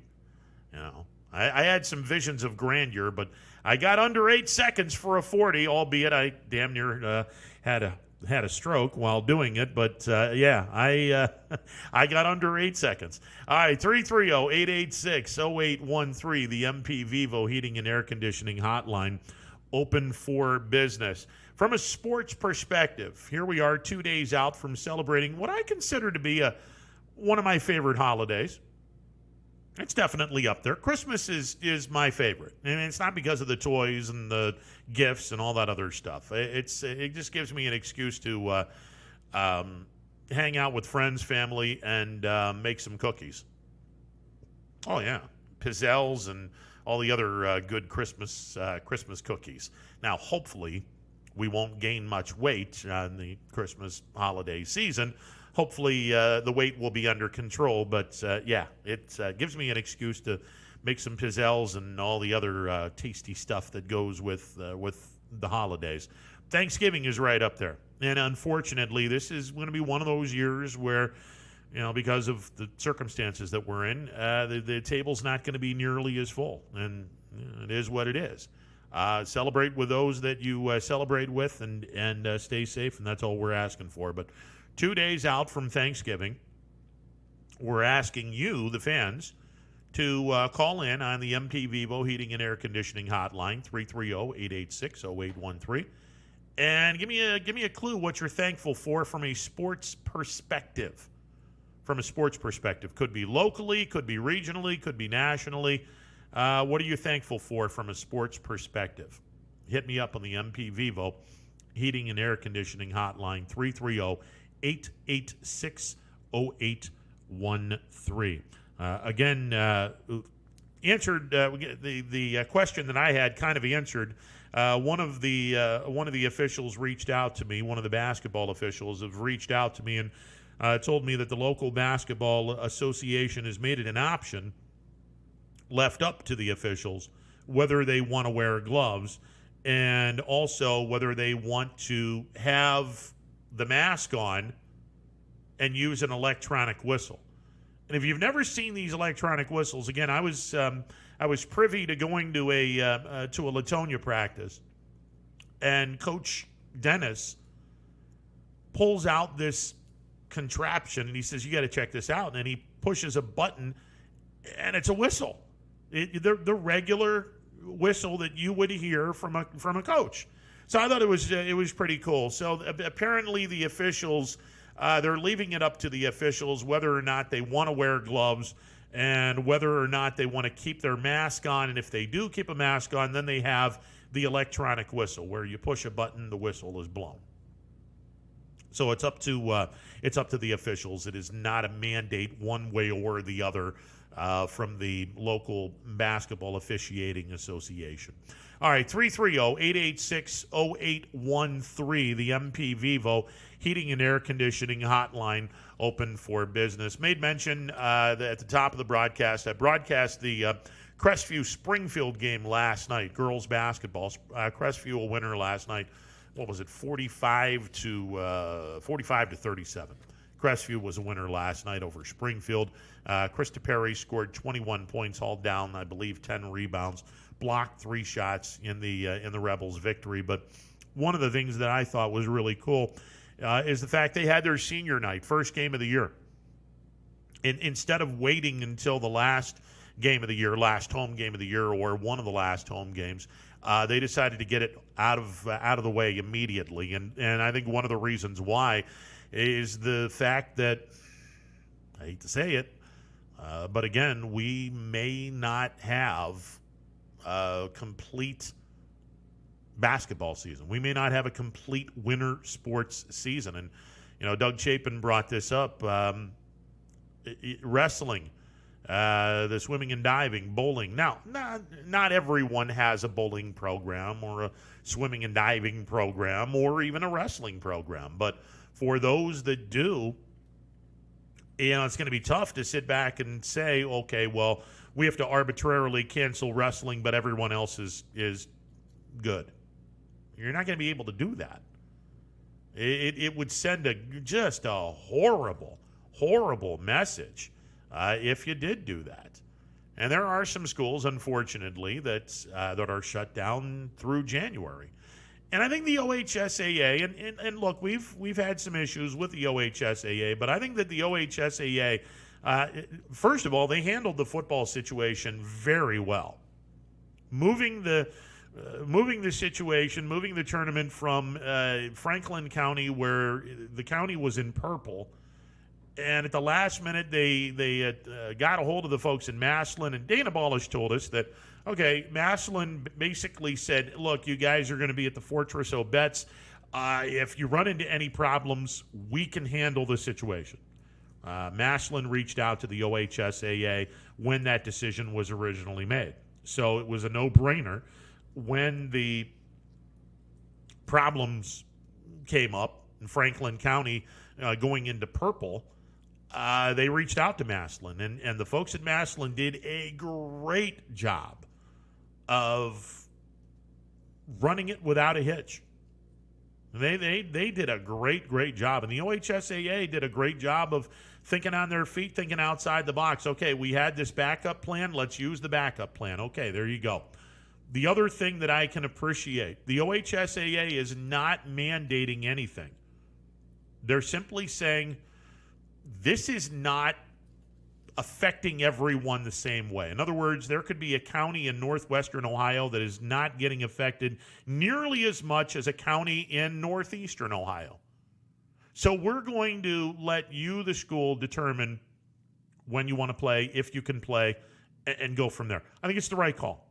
I think it's absolutely the right call. And I think that under the circumstances, I think the OHSAA has handled themselves pretty well under the circumstances. All right, we're going to take a timeout. On the other side, we'll hear from Springfield Tigers head football coach Sean Guerrero. We'll talk about the unfortunate loss on Sunday night, the state title game, and what we look forward to in 2021. Back in a bit with Sean Guerrero, the head football coach of the Springfield Tigers. Hi, this is Tommy Clem, owner of WRS Insurance Solutions, reminding you that it is open enrollment for Medicare. Now through December 7th, those who qualify can visit our local independent agency by calling us at 330-953-3722 or visiting us at wrsinsurancesolutions.com to learn more. Good luck to all the student athletes in the Valley. Attention all football fans. If you can't see your team play, come and dine with us and watch it live at Boardman, Canfield, or Cortland. Or staying at home, we'll deliver right to your door. That's Coca's Pizza. We serve it hot. 2020 will be a season like we've never seen before, but 21 Sports and YSN will be there for every key moment, the plays, the players, and the stories that will headline this season. Delivered by 21 Sports and YSN. Planning a project around your home or rental property? Trust the electrical service to the local experts with 62 years of serving the Mahoning Valley. Joe Dickey Electric is your local go-to source for responsive, reliable residential electrical work. From everyday maintenance and repairs to new installations, electrical upgrades, and safety inspections, no job is too big or too small. Call Joe Dickey Electric today, 800-549-3976, or visit DickeyElectric.com. That's DickeyElectric.com. Myers Family Insurance knows the importance of a great team. Our team continues to grow to help you with your Medicare and retirement needs. The annual election period is here, so it's all hands on deck to make sure your plans still meet your needs for 2020. Call us today. You may find yourself in some difficulty this winter. Don't get whacked by high heating bills. Call Michael at MP Vivo Heating and Air Conditioning. Michael is a trusted friend who will be able to help you with many things, like getting a 95% high-efficiency furnace this winter from Rude. Michael relies on Rude, so should you. Call MP Vivo Heating and Air Conditioning for a free estimate, 330-259-0486, and take care of your heating and air situation. I went to Greenwood Chevrolet because I was really interested in looking at the tracks. Because I wanted my dream truck. Because I've been going there for 20 years. I'm really happy that I went to Greenwood Chevrolet. Because they really went the extra mile for me. Now we're going the extra mile for you, only at Greenwood Chevrolet. Welcome back to a Tuesday edition of Running Points on YSNLive.com. Ron Potesta with you. Pleased to be joined by the head football coach of the Springfield Tigers, Sean Guerrero, joining me on the MP Vivo Heating and Air Conditioning Hotline. Coach, how are you today, sir? I'm doing well. Thanks for having me again. Listen, I said this yesterday, I've said it today, and I will say it until they put me in the ground. There was no losers on Sunday night. The performance that you guys had against a really good Coldwater team, it's not very often you have both teams that could claim victory, and I firmly believe there were no losers on Sunday night. That was just a great game, arguably the best game played of the entire weekend, and I am so proud of the Tigers. I'm proud of the community and your coaching staff. Well done all weekend long, sir. Well, thank you very much. I appreciate that. I'm part of my kids and my staff. Coldwater's a great football team. Obviously it was a battle for 4 quarters. I'm so proud of how our kids, handled the whole situation of moving the game, a couple days before, and how they've come out. It seems like our kids have adjusted, I think, as well as anybody through this whole process. But, I couldn't thank my kids enough. I feel for them because, from what you guys see from games and stuff, we do have great kids. That comes from their families. We have great families here at Springfield, and I just look at them. I feel for them because our kids, do whatever we ask of them. So I wish we would have come out on top, for their sake. But I'm so proud of how they played, how they've responded through the adversity, and how they ended up playing that game. So obviously it's going to take a little bit of time here to try to heal the wounds a little bit. But I felt like our kids performed well and played great. Coach, you bring up adversity, and everyone had this adversity with COVID, the uncertainty that the season was going to be played, let alone whether we were going to have a shortened season, a completed season, and everyone had that adversity. And I remember when Anthony and I were doing this show, and I remember saying, the teams that are going to handle adversity the best are going to be the teams that are going to be representing their school in a state championship and ultimately winning a state championship. How important was it for you and for your club and your team and your coaches to make sure that the adjustments were made, make sure that everyone was able to get through all the adversity that COVID and all the situation of COVID threw at you guys this year? Well, I don't think that everybody understands what the steps you got to take throughout this thing, whether that's, I mean, for us, taking temps every day for our kids, there was a group of questions that we had to ask, the things we had to do for practice, spraying down stuff, cleaning cleaning stuff like that. I mean, you don't realize how much that adds to just your daily schedule and what you end up doing to make sure the kids are safe in what they do. And like I said, I think our kids have done a great job with wearing masks and making sure, between hand sanitizer, washing their hands, or doing anything else, bringing their own water bottles, a thing of that nature, that it just adds a little bit more time to everybody. Even getting a drink ended up, throughout practice was like it would be a quick thing before, because we used to have water bottles or do whatever. Now you have to stop practice. Everybody has to go to a designated area. And I don't think people realize how much it kind of, you have to make adjustments to your practice schedule and things of that nature, where people just don't realize it. But I think overall our kids did a great job, and if it added, 10 minutes to our kids, it really, it really didn't matter for our kids. Again, we have great kids here that work extremely hard, that really try to improve every day. I couldn't thank them enough for them doing that. And that was even at the end of the day, or how we ended up meeting at the end on Sunday night. I just wanted to tell them thank you for continuing, the tradition at Springfield, but even stepping it up a notch through these times. I love our kids, and I think they know that, and my staff feels the same way too, and we do anything for our kids. So I think the kids here that have played together since since Little Tigers in 4th and 5th grade, I think that just shows how close our team is, and how much pride we have here at our school, and it's a great place. Coach, obviously when you're playing a team sport, you learn an awful lot of lessons of life, whether it's football, basketball, any sport is going to provide lessons that hopefully the kids are going to use as they become adults and as they have children. This year, boy, you talk about a ton more life lessons to be learned based on this year alone. I do agree, and it's about doing the little things right.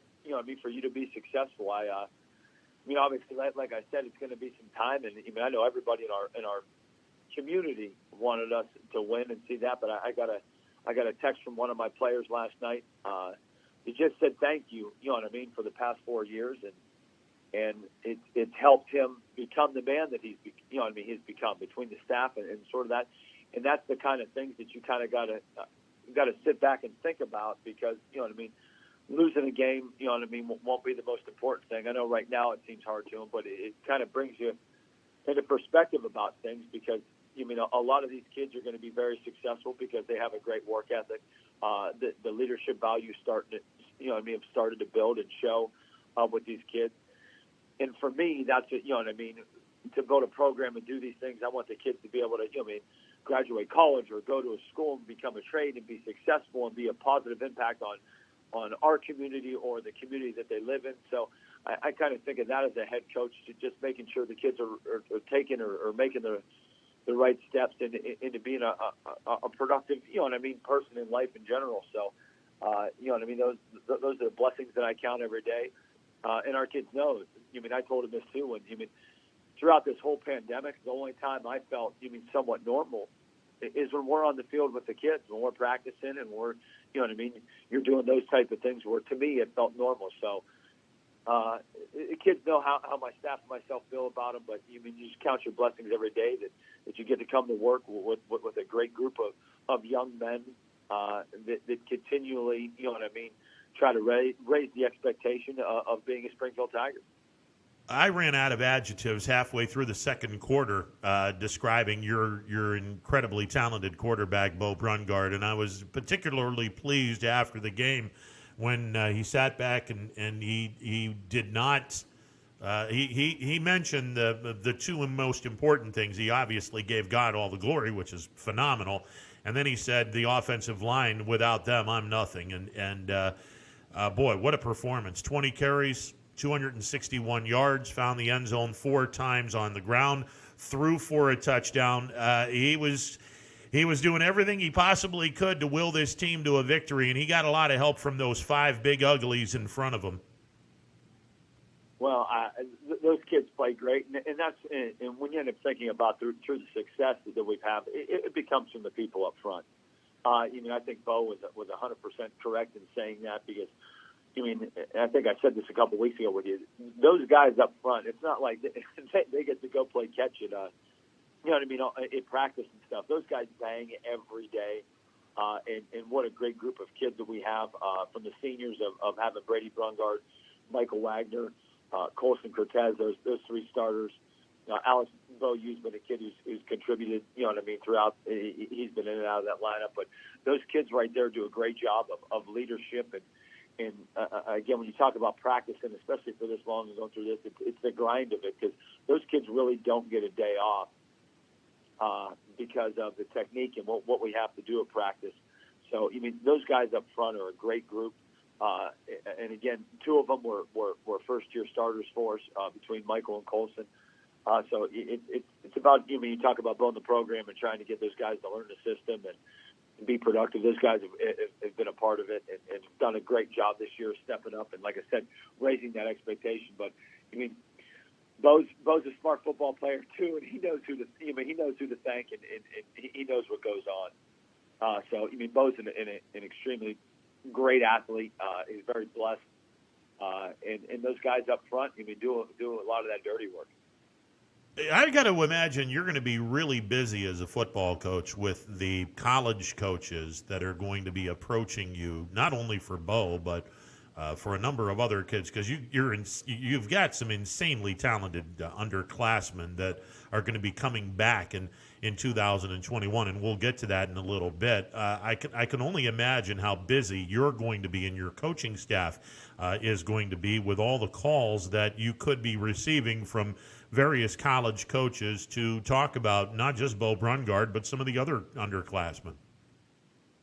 Yeah, even our senior group's a good one, too. I don't want to give you got to give those kids credit. I think we will have a couple people that end up moving on and playing, but I try to do a good job in promoting our kids and trying to do player profiles and emailing coaches back and doing that kind of stuff where you give them their numbers and stuff. It's really been a different year this year because right now is the dead period for colleges where it's hard for them to go reach out and touch base with some of our kids. But even without, most of the stuff I think is done now on phone or Twitter or now it needs to ask for their phone number or something. Now it's like, hey, what's their? I don't even know what it's called. I'm not a very I'm not on Twitter and stuff, but what's their Twitter tag or whatever the heck it is onto that, or how they get a hold of them, or how they follow. You got to tweet them, I guess. So I guess whichever got to do, but I don't. Times have changed, but even to be able to bring those seniors back, and I think give those kids another year, I think it'll slow down the recruiting process for this year a little bit. But we'll see what happens. You know what I mean? I still know, and I preach to my kids every day about making sure we're getting the grades because there's not too many colleges that come in here and say, hey, how many touchdowns or how many tackles do you have? I think the most important questions that they ask are what's their GPA and what's their ACT. So I do try to stay on our kids about grades, and we do grade checks, and I try to stay on top of that stuff with our kids. But with that, you know what I mean, our kids just like you said, it's about doing those little things right, making sure that you buckle down and you give yourself an opportunity to maybe play at the next level. So even with the college coaches and stuff like that, they're always welcome here. Like I said, I try to promote our kids well and call myself, you know what I mean, to different colleges or schools. So hopefully we will be busy and hopefully our kids do get the opportunity to play at the next level. Yeah, I didn't want to slight your senior class. The formula that I was using was most of the coaches their class of 2021 was taken care of in 2020, so they're pretty much all taken care of. So I was more looking at the underclassmen, but certainly you have some kids that are going to be graduating in May or June that could very well be on a college football field, whether it be Division III or Division II or whatnot. That's certainly the talent is there. Sean Guerrero, the head football coach of the Springfield Tigers, joining me on the MP Vivo Heating and Air Conditioning Hotline. Did Coldwater do anything different from what you saw on film with Coldwater? Did they do anything different on Sunday night, Coach? No, I think they must. I really don't. You know, I mean, they were a good team, and obviously the teams that they played, they've manhandled throughout. I think it throughout the game it comes down to making plays, and I think they were able to make one more play than we did for that. So I knew they were a very solid team. They didn't turn the ball over. Their special teams were very good. In all aspects of the game, I knew their defense played well. So I don't think they did anything that we haven't seen on film. Once or twice. But it's going to be about when you look at that type of game, it's something that we learned from last year. It's who's going to end up, making the least amount of mistakes, and who's not going to turn the ball over. So looking at those two things, like I said, I think they made one more play more than we did, and that's how they ended up winning. Coach, I know hindsight is 20/20, and everyone can talk about whatever. I thought the fourth down decision you made was the correct one, and in a perfect world, the punt is out of bounds, and McKibben doesn't return the punt. But I could tell that he was trying to kick the ball out of bounds. He just couldn't get it out of bounds, and you give all the credit in the world to McKibben for grabbing it, eluding a couple of tackles, and doing what he did. But I'm sure you've probably heard the 20/20 aspect of it you probably should have gone for it. Honestly, I think you made the right choice, Coach. Well, if the decision came down again, I would have punted again. So I look at that in the way, the execution of it. I thought, Jake Joyce, our punter, had a great day. Earlier in their game, he pinned them, I think it was in the 15 or inside the 10-yard line. I haven't watched the film yet. It'll take me a little bit before I watch that one. So, I think the execution of it was good, though. Like I said, I think he made a great play. But if we go for it and we give them the ball on the, 50-yard line, they have 2 timeouts and 30 seconds left to get 15 yards, and they also had a very good kicker. So looking at that, and I know Clay's a good kicker and has made some kicks, but I think it would have been like a 60-some-yard field goal into that wind and rain. So I did end up, choosing to punt it, and that was a decision that, like I said, I would make again. So when you look at it, there could be a lot of things that or calls that I might have liked to change throughout that game, but you have to end up sticking with what got you there. And I feel that we made the right decision. It comes down to, like I said, either making plays or execution or things of that nature where, like you said, hindsight, there's always things that you think you could have did or should have done. But, I thought our kids represented our school and our community unbelievably well. They played hard. And that's, all you can ask them for. I know between the past 2 seasons to be state runner-ups twice, I know that's not the ultimate goal, but I'm very proud how they ended up dealing with this past season and the last 2 and how they represented the Mahoning Valley, I think very well.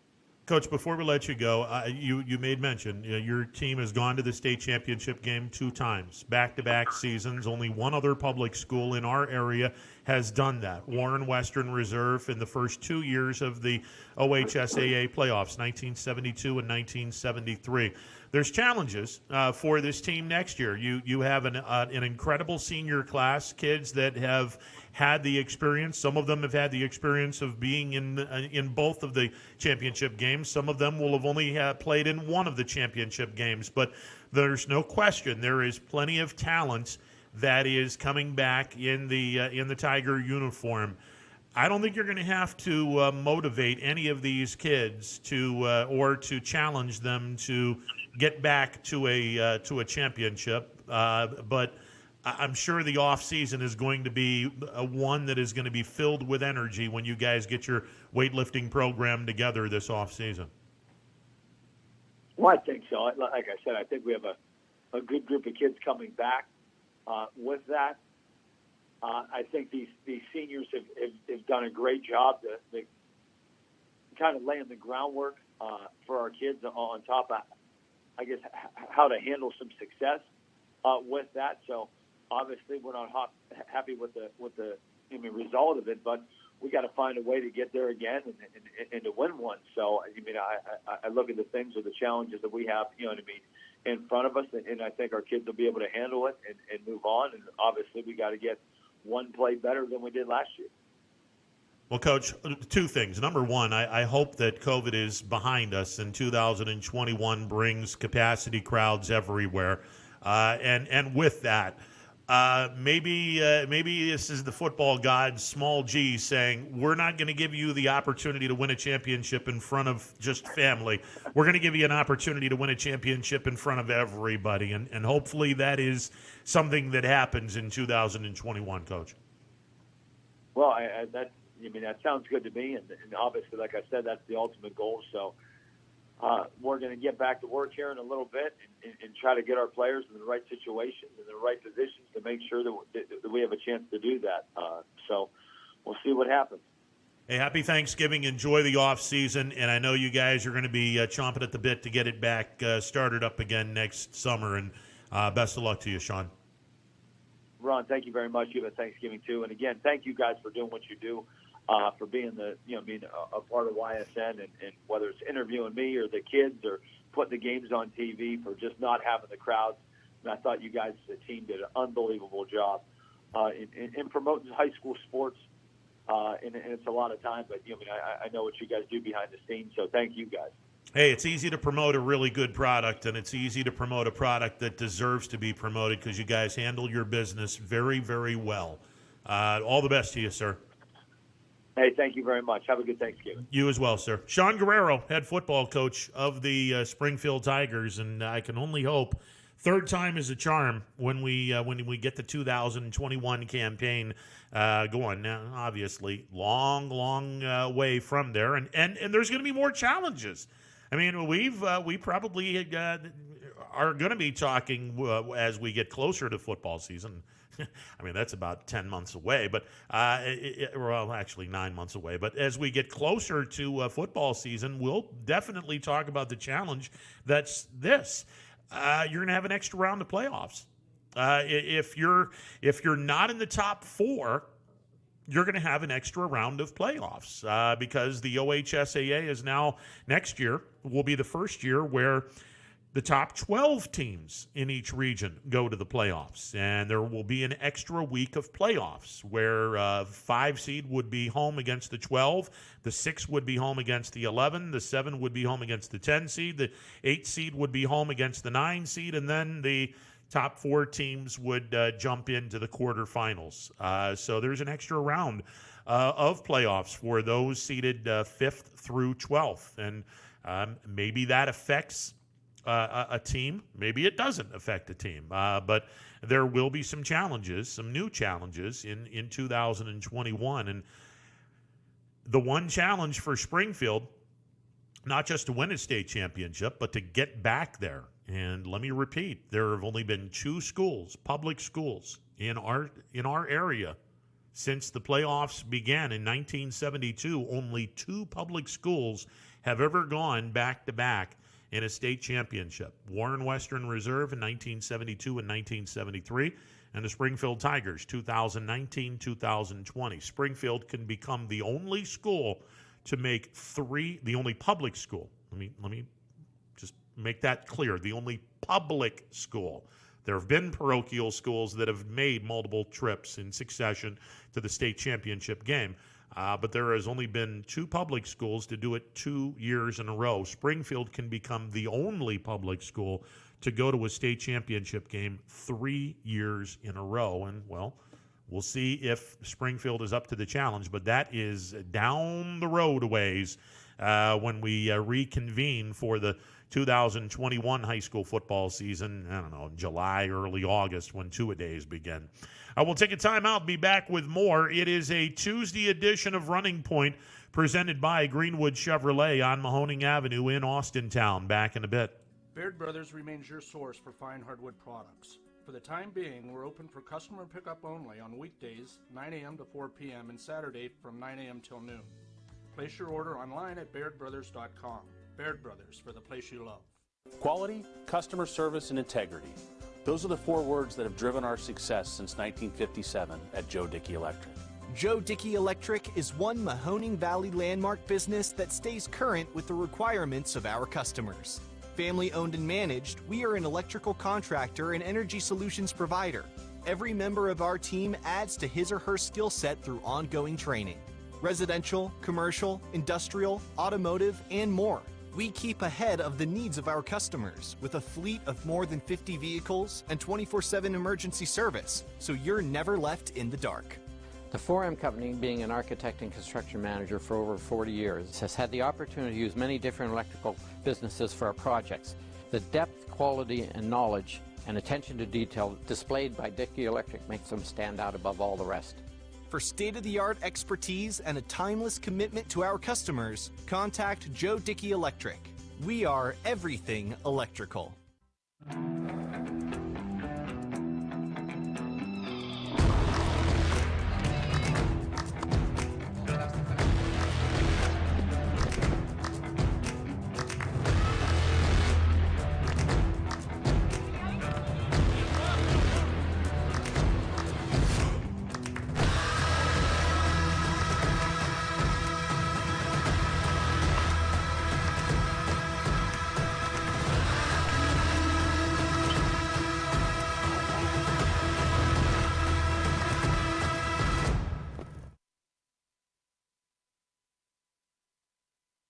Armstrong Local Programming has always delivered an exclusive and unique perspective on the very best events your region offers. High school sports, community events, parades, all your favorite shows from Armstrong are now calling the Neighborhood Channel their home. Watch Out and About, Locally Speaking, and many other great local shows right here on the Armstrong Neighborhood Channel. Find out everything that the Neighborhood Channel has to offer at ArmstrongNeighborhood.com. Spirit, town pride, local communities. Welcome to the neighborhood. Right now is a great time to get more for your trade-in at Tri-State Ford and drive home in a new or pre-owned vehicle. Choose from our great selection of new Ford models or pre-owned vehicles. Plus, get the Tri-State Ford Advantage, including a 10-year, 200,000-mile warranty and more. At Tri-State Ford, we'll pay you top dollar for your trade, but you don't have to purchase one of ours to sell us yours. Customer focus, community driven. Tri-State Ford East Liverpool or visit tristateford.net. Welcome back to a Tuesday edition of Running Points presented by Greenwood Chevrolet on Mahoning Avenue in Austintown. Ron Potesta with you. Breaking news from the Browns organization. Denzel Ward is going to be out for an unspecified amount of time. It's going to be at least a couple of weeks.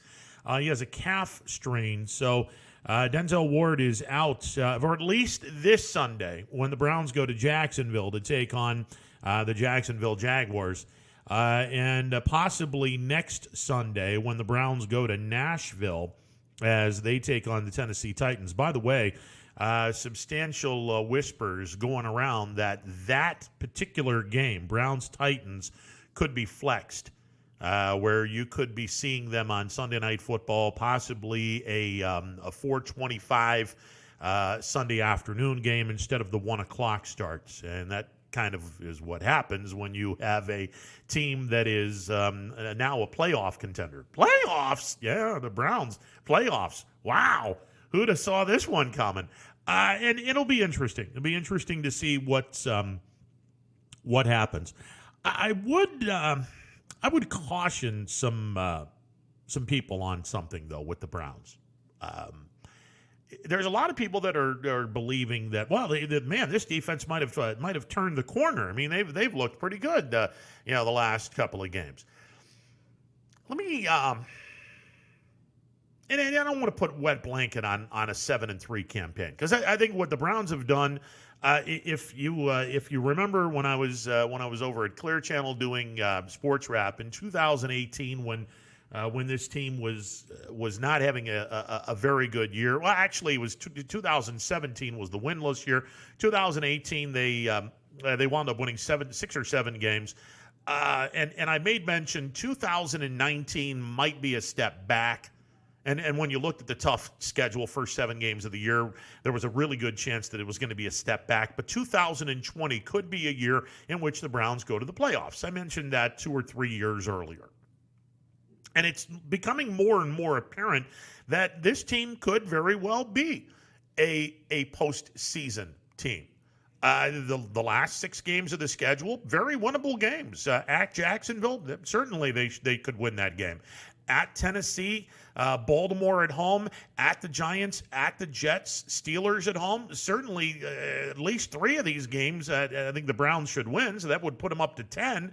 And if you can beat the Titans, the Ravens, or the Steelers, now you're looking at 11 wins, and 11 wins definitely get you into the playoffs. 10, I'm not so sure about. But I want to caution people on something. Yes, the Browns' defense has looked phenomenal at times. But also keep in mind the weather has been garbage the last 3 times when the Browns have been home. When they played the Raiders, the Texans, and the Eagles, all 3 of those games, not exactly the greatest forecast weather-wise. And when you have crappy weather, you have low-scoring games. And when you have low-scoring games, that means your defense isn't giving up a lot of points. And a lot of people might fall into the trap of, oh, man, this defense is getting a whole lot better. Not necessarily. Don't make that assumption until this team has played someone in good weather and given up 7 points or 17, or in a losing effort against the Raiders, 16. Look, if you're giving up 20 points or less in today's National Football League, if you're giving up 20 points or less in today's NFL, you've got a pretty good defense. And you can go about the yards. Well, they're giving up 400 and some odd yards. How many points are they giving up? I don't care about the yardage. The yardage is for the stat geeks. How many points are you giving up? If you're going 20-20 and you're bending but you're not breaking, and you're only giving up 20 points a game, you're doing something pretty good. In today's NFL, if you're not scoring 21 or more points, your offense isn't worth a hill of beans. So if you're giving up 20, 21, that's actually not bad. Because look, in today's game, the floor is no longer 13 or 14 points. Back when you had 3 yards in a cloud of dust and you rarely threw the ball, and you got to go back about 40 some odd years. 3 yards in a cloud of dust.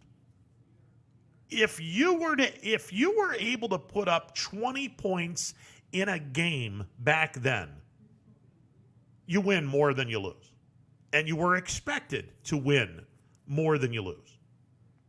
In today's game, where it's much more passing, you're much more prone to passing the ball than you are running the football. The pendulum has shifted from run-oriented now to pass-oriented. And the rules are such where if you can't complete 60% of your passes, you're pretty much worthless as a quarterback. That floor, in terms of minimum amount of points, way back when it was, hey, if you can score 20 points, you should be able to win a lot of games. It's now, if you don't score at least 21 points in today's NFL, if you don't score at least 21 points, your offense is worthless. You're not going to win a lot of games because there's good defenses in the NFL that are giving up 24, 25 points a game now because the scoring is just outrageous. And it's true. The last 3 games, Browns are 2-1. They gave up 16 points to the Raiders, 7 to the Texans, and 17 to the Philadelphia Eagles. And all 3 of those games, crappy conditions. The last time the Browns played in really good conditions, they gave up 34 to the Cincinnati Bengals. The week before, they gave up 38 to the Steelers. I'm not ready to coronate or to say that the Browns defense is playoff worthy. Not ready to do that. because I haven't seen this team play a normal game where the conditions aren't crappy. Now, 4 of the final 6 games for the Browns are going to be on the road. And this year, on the road, the Browns got past the Bengals. They lost to Pittsburgh. They beat Dallas, and they lost to the Ravens. They're 2-2 away from Cleveland. 5-1 this year in Cleveland. 2-2 on the road. And 4 of the last 6 games are going to be played on the road. Now, 3 of the last 4 games are going to be played against, I would consider, 3 of the have-nots. Now, one of these teams is going to be contending for a divisional crown. That would be the New York Giants. But the other 2, not so much. My boss has just decided to come in. There has to be some good news or breaking news or some kind of news for DJ Yoakley to be coming in. DJ, what's going on, brother? Excuse me. According to Dana Balish, Governor DeWine in his press conference has asked the schools that are going on with winter sports to have no fans. Whoa. So also we're getting word in the newsroom that Trumbull County Health is shutting down all sports in Trumbull County or suggesting, I guess, at this point, until January 1st. So, okay, we're going to unpack something right here, right now. Who is going to have the stones to tell a parent you're not allowed to see your kid play? Apparently, the Ohio government. And taking it further. Listen, wow. So we, and I'm trying to unpack this as well because that puts us in a really interesting situation, Ronnie. Because it's good news for us. We're the only place for these schools that their parents, their fans are going to be able to see their kids play. So great news for us. I mean, not to be that guy, but I mean, business is business, and this is a great opportunity for schools to jump on with YSN last minute, and it costs them absolutely nothing. Exactly. Nothing. Oh, man. It sucks. For parents, it does, because especially if you're a senior parent, you want to watch. But here's the detail that most people are kind of glazing over right now. He didn't say no sports. He says said no fans. No fans in sports. Swimming was already kind of leaning that direction. How do you put fans in a swimming? Well, it's very tight. I mean, obviously, if you've been to YSU, the natatorium. The natatorium. Yeah. So you've got the stands kind of off to one side, and that's it. Yeah. And they don't want people there. So, like, Boardman was already going to have no fans for that, and they were leaning on us exclusively, saying, "Hey, we know you've never done it. We're willing to try it. Can you do it?" Our answer is always going to be, "We'll give it a shot. We'll fail forward." I got a buddy of mine who did the Summer Olympics. Patrick Keenis, formerly with the Carolina Mudcats, he broadcast for Westwood One. He did the Summer Olympics. He did swimming. I said, "How the hell do you do swimming on the radio?" Same way you do soccer. You do the same way you do soccer, and you just describe the action. How do you? I will get in touch with him and have him get in touch with you how to do that. But we don't. I mean, ours is video. We just let the video do the talking. Oh, there you go. Yeah. But first, we had one kid reach out and want to do soccer on audio, and I said, no. I would rather listen to paint dry, not watch it. Listen to it. I'd love to hear Anthony go, "Go!" That's the only thing I knew. To hear that. That's the only thing I knew. I mean, this is huge. This is huge for our area. This is huge for our state. This is and we had talked. We felt like after football there was going to be some cutbacks in what we were going to see, what we were going to hear. Cutbacks, but to have no fans. This was an option, if you remember, this was an option way back when we started football season of no fans and play football. I think that would have been a lot different than in basketball. They were limited even further because of the amount of bleacher seats that there are. Well, here's the difference between football and basketball. In football, you have an outdoor venue. Mm-hmm. And look, I mean, Leetonia, Palestine's the same way, Crestvew's the same way. There are places outside of the chain link fence that you can basically watch the game. Now, it's not a great seat, but you can watch the game from where the scoreboard is at Crestview. Mm-hmm. It's not a great venue. It's not a great situation, but you can see it. On top of the hill where the school is at Leetonia, you can see the action. Again, not a great situation. You don't have that in a gymnasium. Gymnasium doors are closed. Everything is a closed environment. You don't have a place to watch a basketball game. It's not like someone's going to open a door and say, hey, from 70 yards away, from 60 feet away, whatever, you're not allowed in the gym, but we can open the door and give you some kind of a look-see. You can't do that.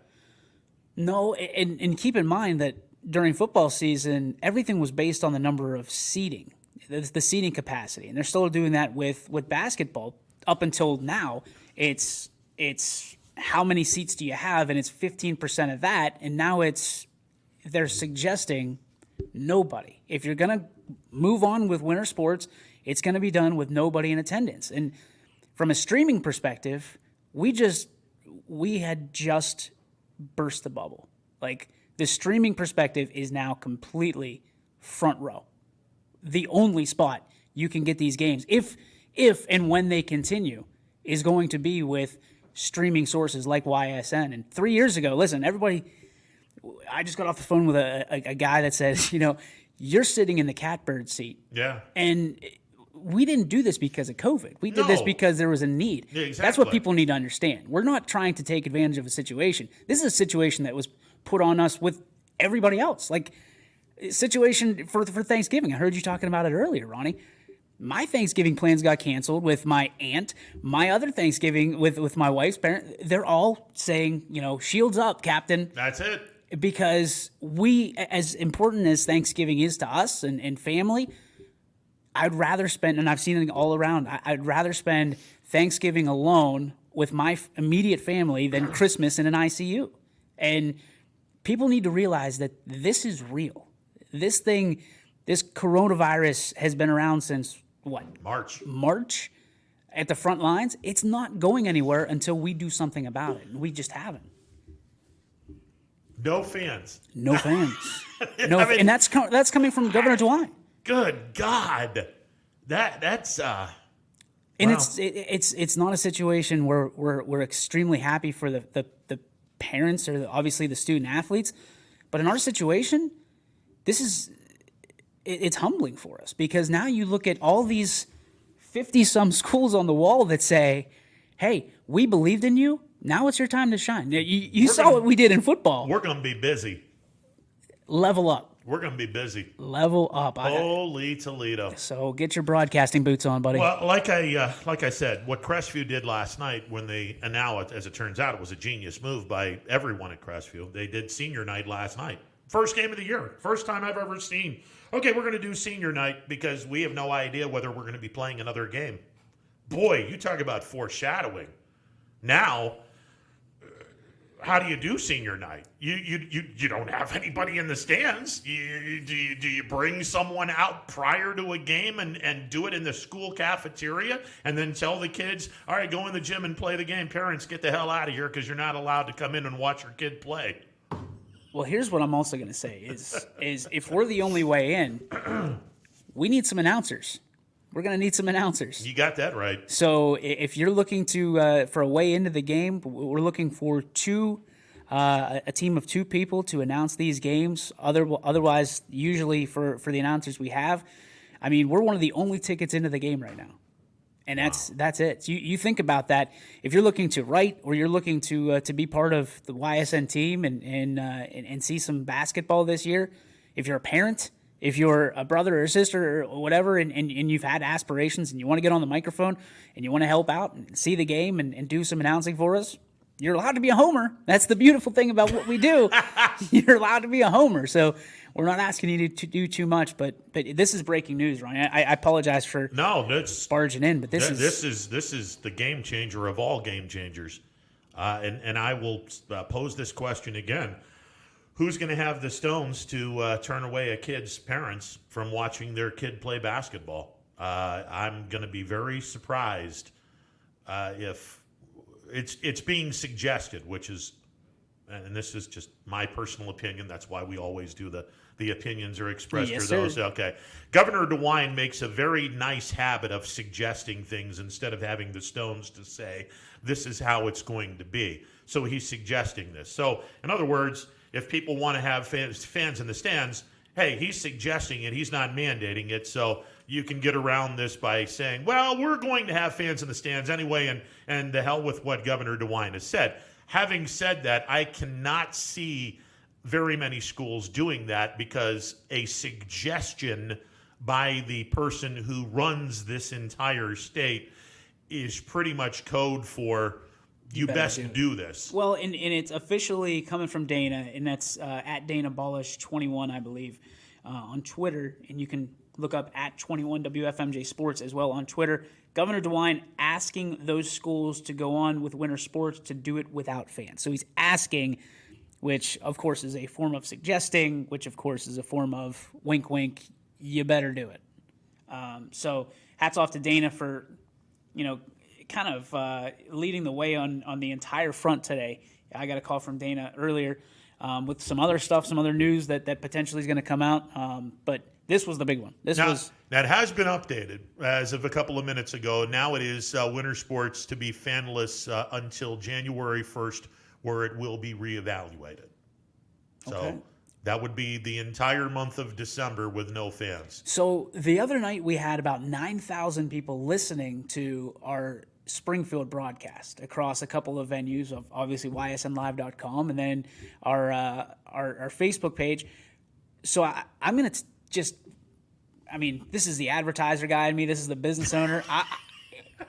If you're looking for advertising right now and you know that, it's pretty cheap, pretty cost efficient, this is the only way. And there's going to be, you want to talk about 9,000. We're going to have hits out the wazoo for basketball, for swimming, for wrestling, because we're the only game in town. Yeah. There's no other way around it. And we've been there since the jump. We've been there, and we're going to do as many games as we possibly can. So I'm being dead serious. If you're a business and you're looking to get in front of people, this is the best way. This is the best way. And if you're a parent or someone who wants to see these games and be part of our team, have no hesitation. Reach out to our social media pages. Anthony Hartwig will be covering those. Or email me directly, email the team directly, info at ysnlive.com, and join the team. I want to see how many athletic directors would be willing to come on and say, are we going to have a season? I mean, let's be honest. If Governor DeWine is suggesting, as he has in his press conference, that until January the 1st, we don't want any fans in the stands to do basketball, how many of these schools are going to sit back and now say, screw it, we're not playing anything until after January 1st, and then let's see what Governor DeWine has to say? I feel like that. I felt like that was coming from the jump. Talking to some of the officials at the OHSCA state finals this past week, there's a lot of people that are like, there's no way. We limped through the football season at the end. And to put basketball and wrestling, winter sports as a whole, to kind of limp into that, we didn't have the luxury of a summer. You know what I mean? Yeah. To kind of let everybody space out on their own, and everybody's starting to get closer and closer together again. Well, listen, Governor DeWine put a call into the public address announcer and flat out threatened cancellation of that game. And let me just, nothing against Spectrum, but why the hell are you showing crowd shots during that game, knowing full well? Come on. Like, if I'm the director, I'm sitting there going, hey, camera 3, don't even look at the crowd. Like, you do ISO shots on the cheerleaders or ISO shots and one person in the crowd or two people in the crowd.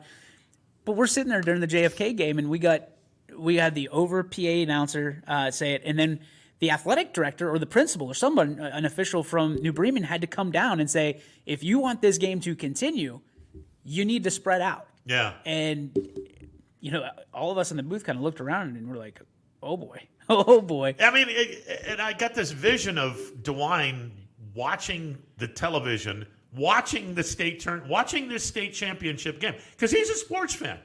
No, he's a big baseball fan. He's a huge baseball fan, but he's a sports fan. Listen. So I get this vision of DeWine sitting there with his Spectrum cable, and he's watching this game, and he's looking at these fans, and he's like, son of a bitch. These people aren't listening to me. Well, and he gets the bat phone out and he calls someone in Massillon and goes, phone. yeah, and Commissioner Gordon here, get Batman over there and do your job. Well, it's funny though because we were in the main press box where the officials were as well for the OHSAA, and I looked around at one point and I saw a serious conversation going on the phone. Yeah. And I was like, okay. And minutes later, there's the announcement.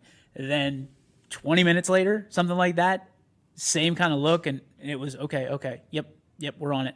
And then all of a sudden, out. They were out. So my one question, this is probably an offbeat question, but like we get messages all the time from friends of friends who, hey, I know you're doing the Crestview game. Can I get the code for that? Do you think DeWine asked for a code from Spectrum, or do you think he busted the $9.99? Like, that's my only question. Do you think he says, all right, put in my PayPal address? Or did he call somebody and be like, hey, can I get a code? I mean, does the governor's mansion have Spectrum cable? Well, you can get it without Spectrum cable. Or you can get it without Spectrum. I mean, who knows? Maybe they have Spectrum cable at the governor's mansion. I don't know. All I know is I could just see that person just get me straight. Watching this going, son of a bitch, these people are not paying attention to me. Streed, you need to do something, and you need to do something right now, damn it. I'll get you, see? What do these people think they are? Yeah. Well, see, at the championship game for Springfield, though, Massillon did a really good job because they had like the warning of masking up Ohio, and then they had this picture of DeWine with like 2 fingers pointing to his eyes, like I'm watching you. Yeah. And they had it for every single one. So it was hilarious to me to look over every time. Like every 20 minutes, they had this picture of DeWine just like eyes on you, like masking. I'm looking at you. Street, see? Give me Street. Give me Strayed. Strayed? DeWine. What's going on here? Yeah. Man, see? It's been a long time, see? Get these people up there. Spread them apart. Yeah. Or I'll cancel this game. My God, I will. Yeah. And I also get like this, like, you've seen The Gladiator, right? Oh, yeah. So when they sit there and they go like this. Yeah, you're done. Like, I feel like somebody could make a motion tracking graphic of DeWine doing this guy. Like, wrestling. Squash. Swimming and diving. Yeah. Down. See? You'll never get the best of me, see? Man, none of you fans are allowed in here. Yeah. Mess with me, I'll mess with you, damn it. Yeah. So I hope your turkey's not even moist. Yeah. Oh gosh. Oh. You see the meme with the window being opened, and you got Governor DeWine's beady eyes looking over there, going, just making sure you people are taking care of the Thanksgiving rules that I have. 10 or less. 10 or less. I mean, it's what a world we live in right now. I mean, I heard you talking about the 2020 and crumpling it up and throwing it away. Like, listen, I'll happily take the 2020, not from like a standpoint of people's health and stuff, but I'll take the revenue. I'll like the garbage. You're uncrumpling it, like and that's the original copy. So I mean.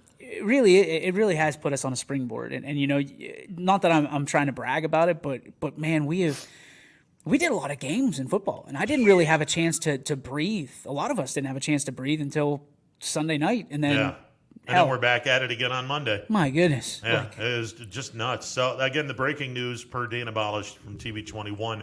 Governor DeWine asking the fans not to be at winter sports until at least January the 1st. Where it will be reevaluated. Now, this is not, you have to do this. This is suggested, but anytime the governor suggests something it's code for, you better do it. So it would appear winter sports through the end of December will not have any fans. And so the madness continues. Ooh, yeah, madness. Not bad. You like it? Not bad. Yeah.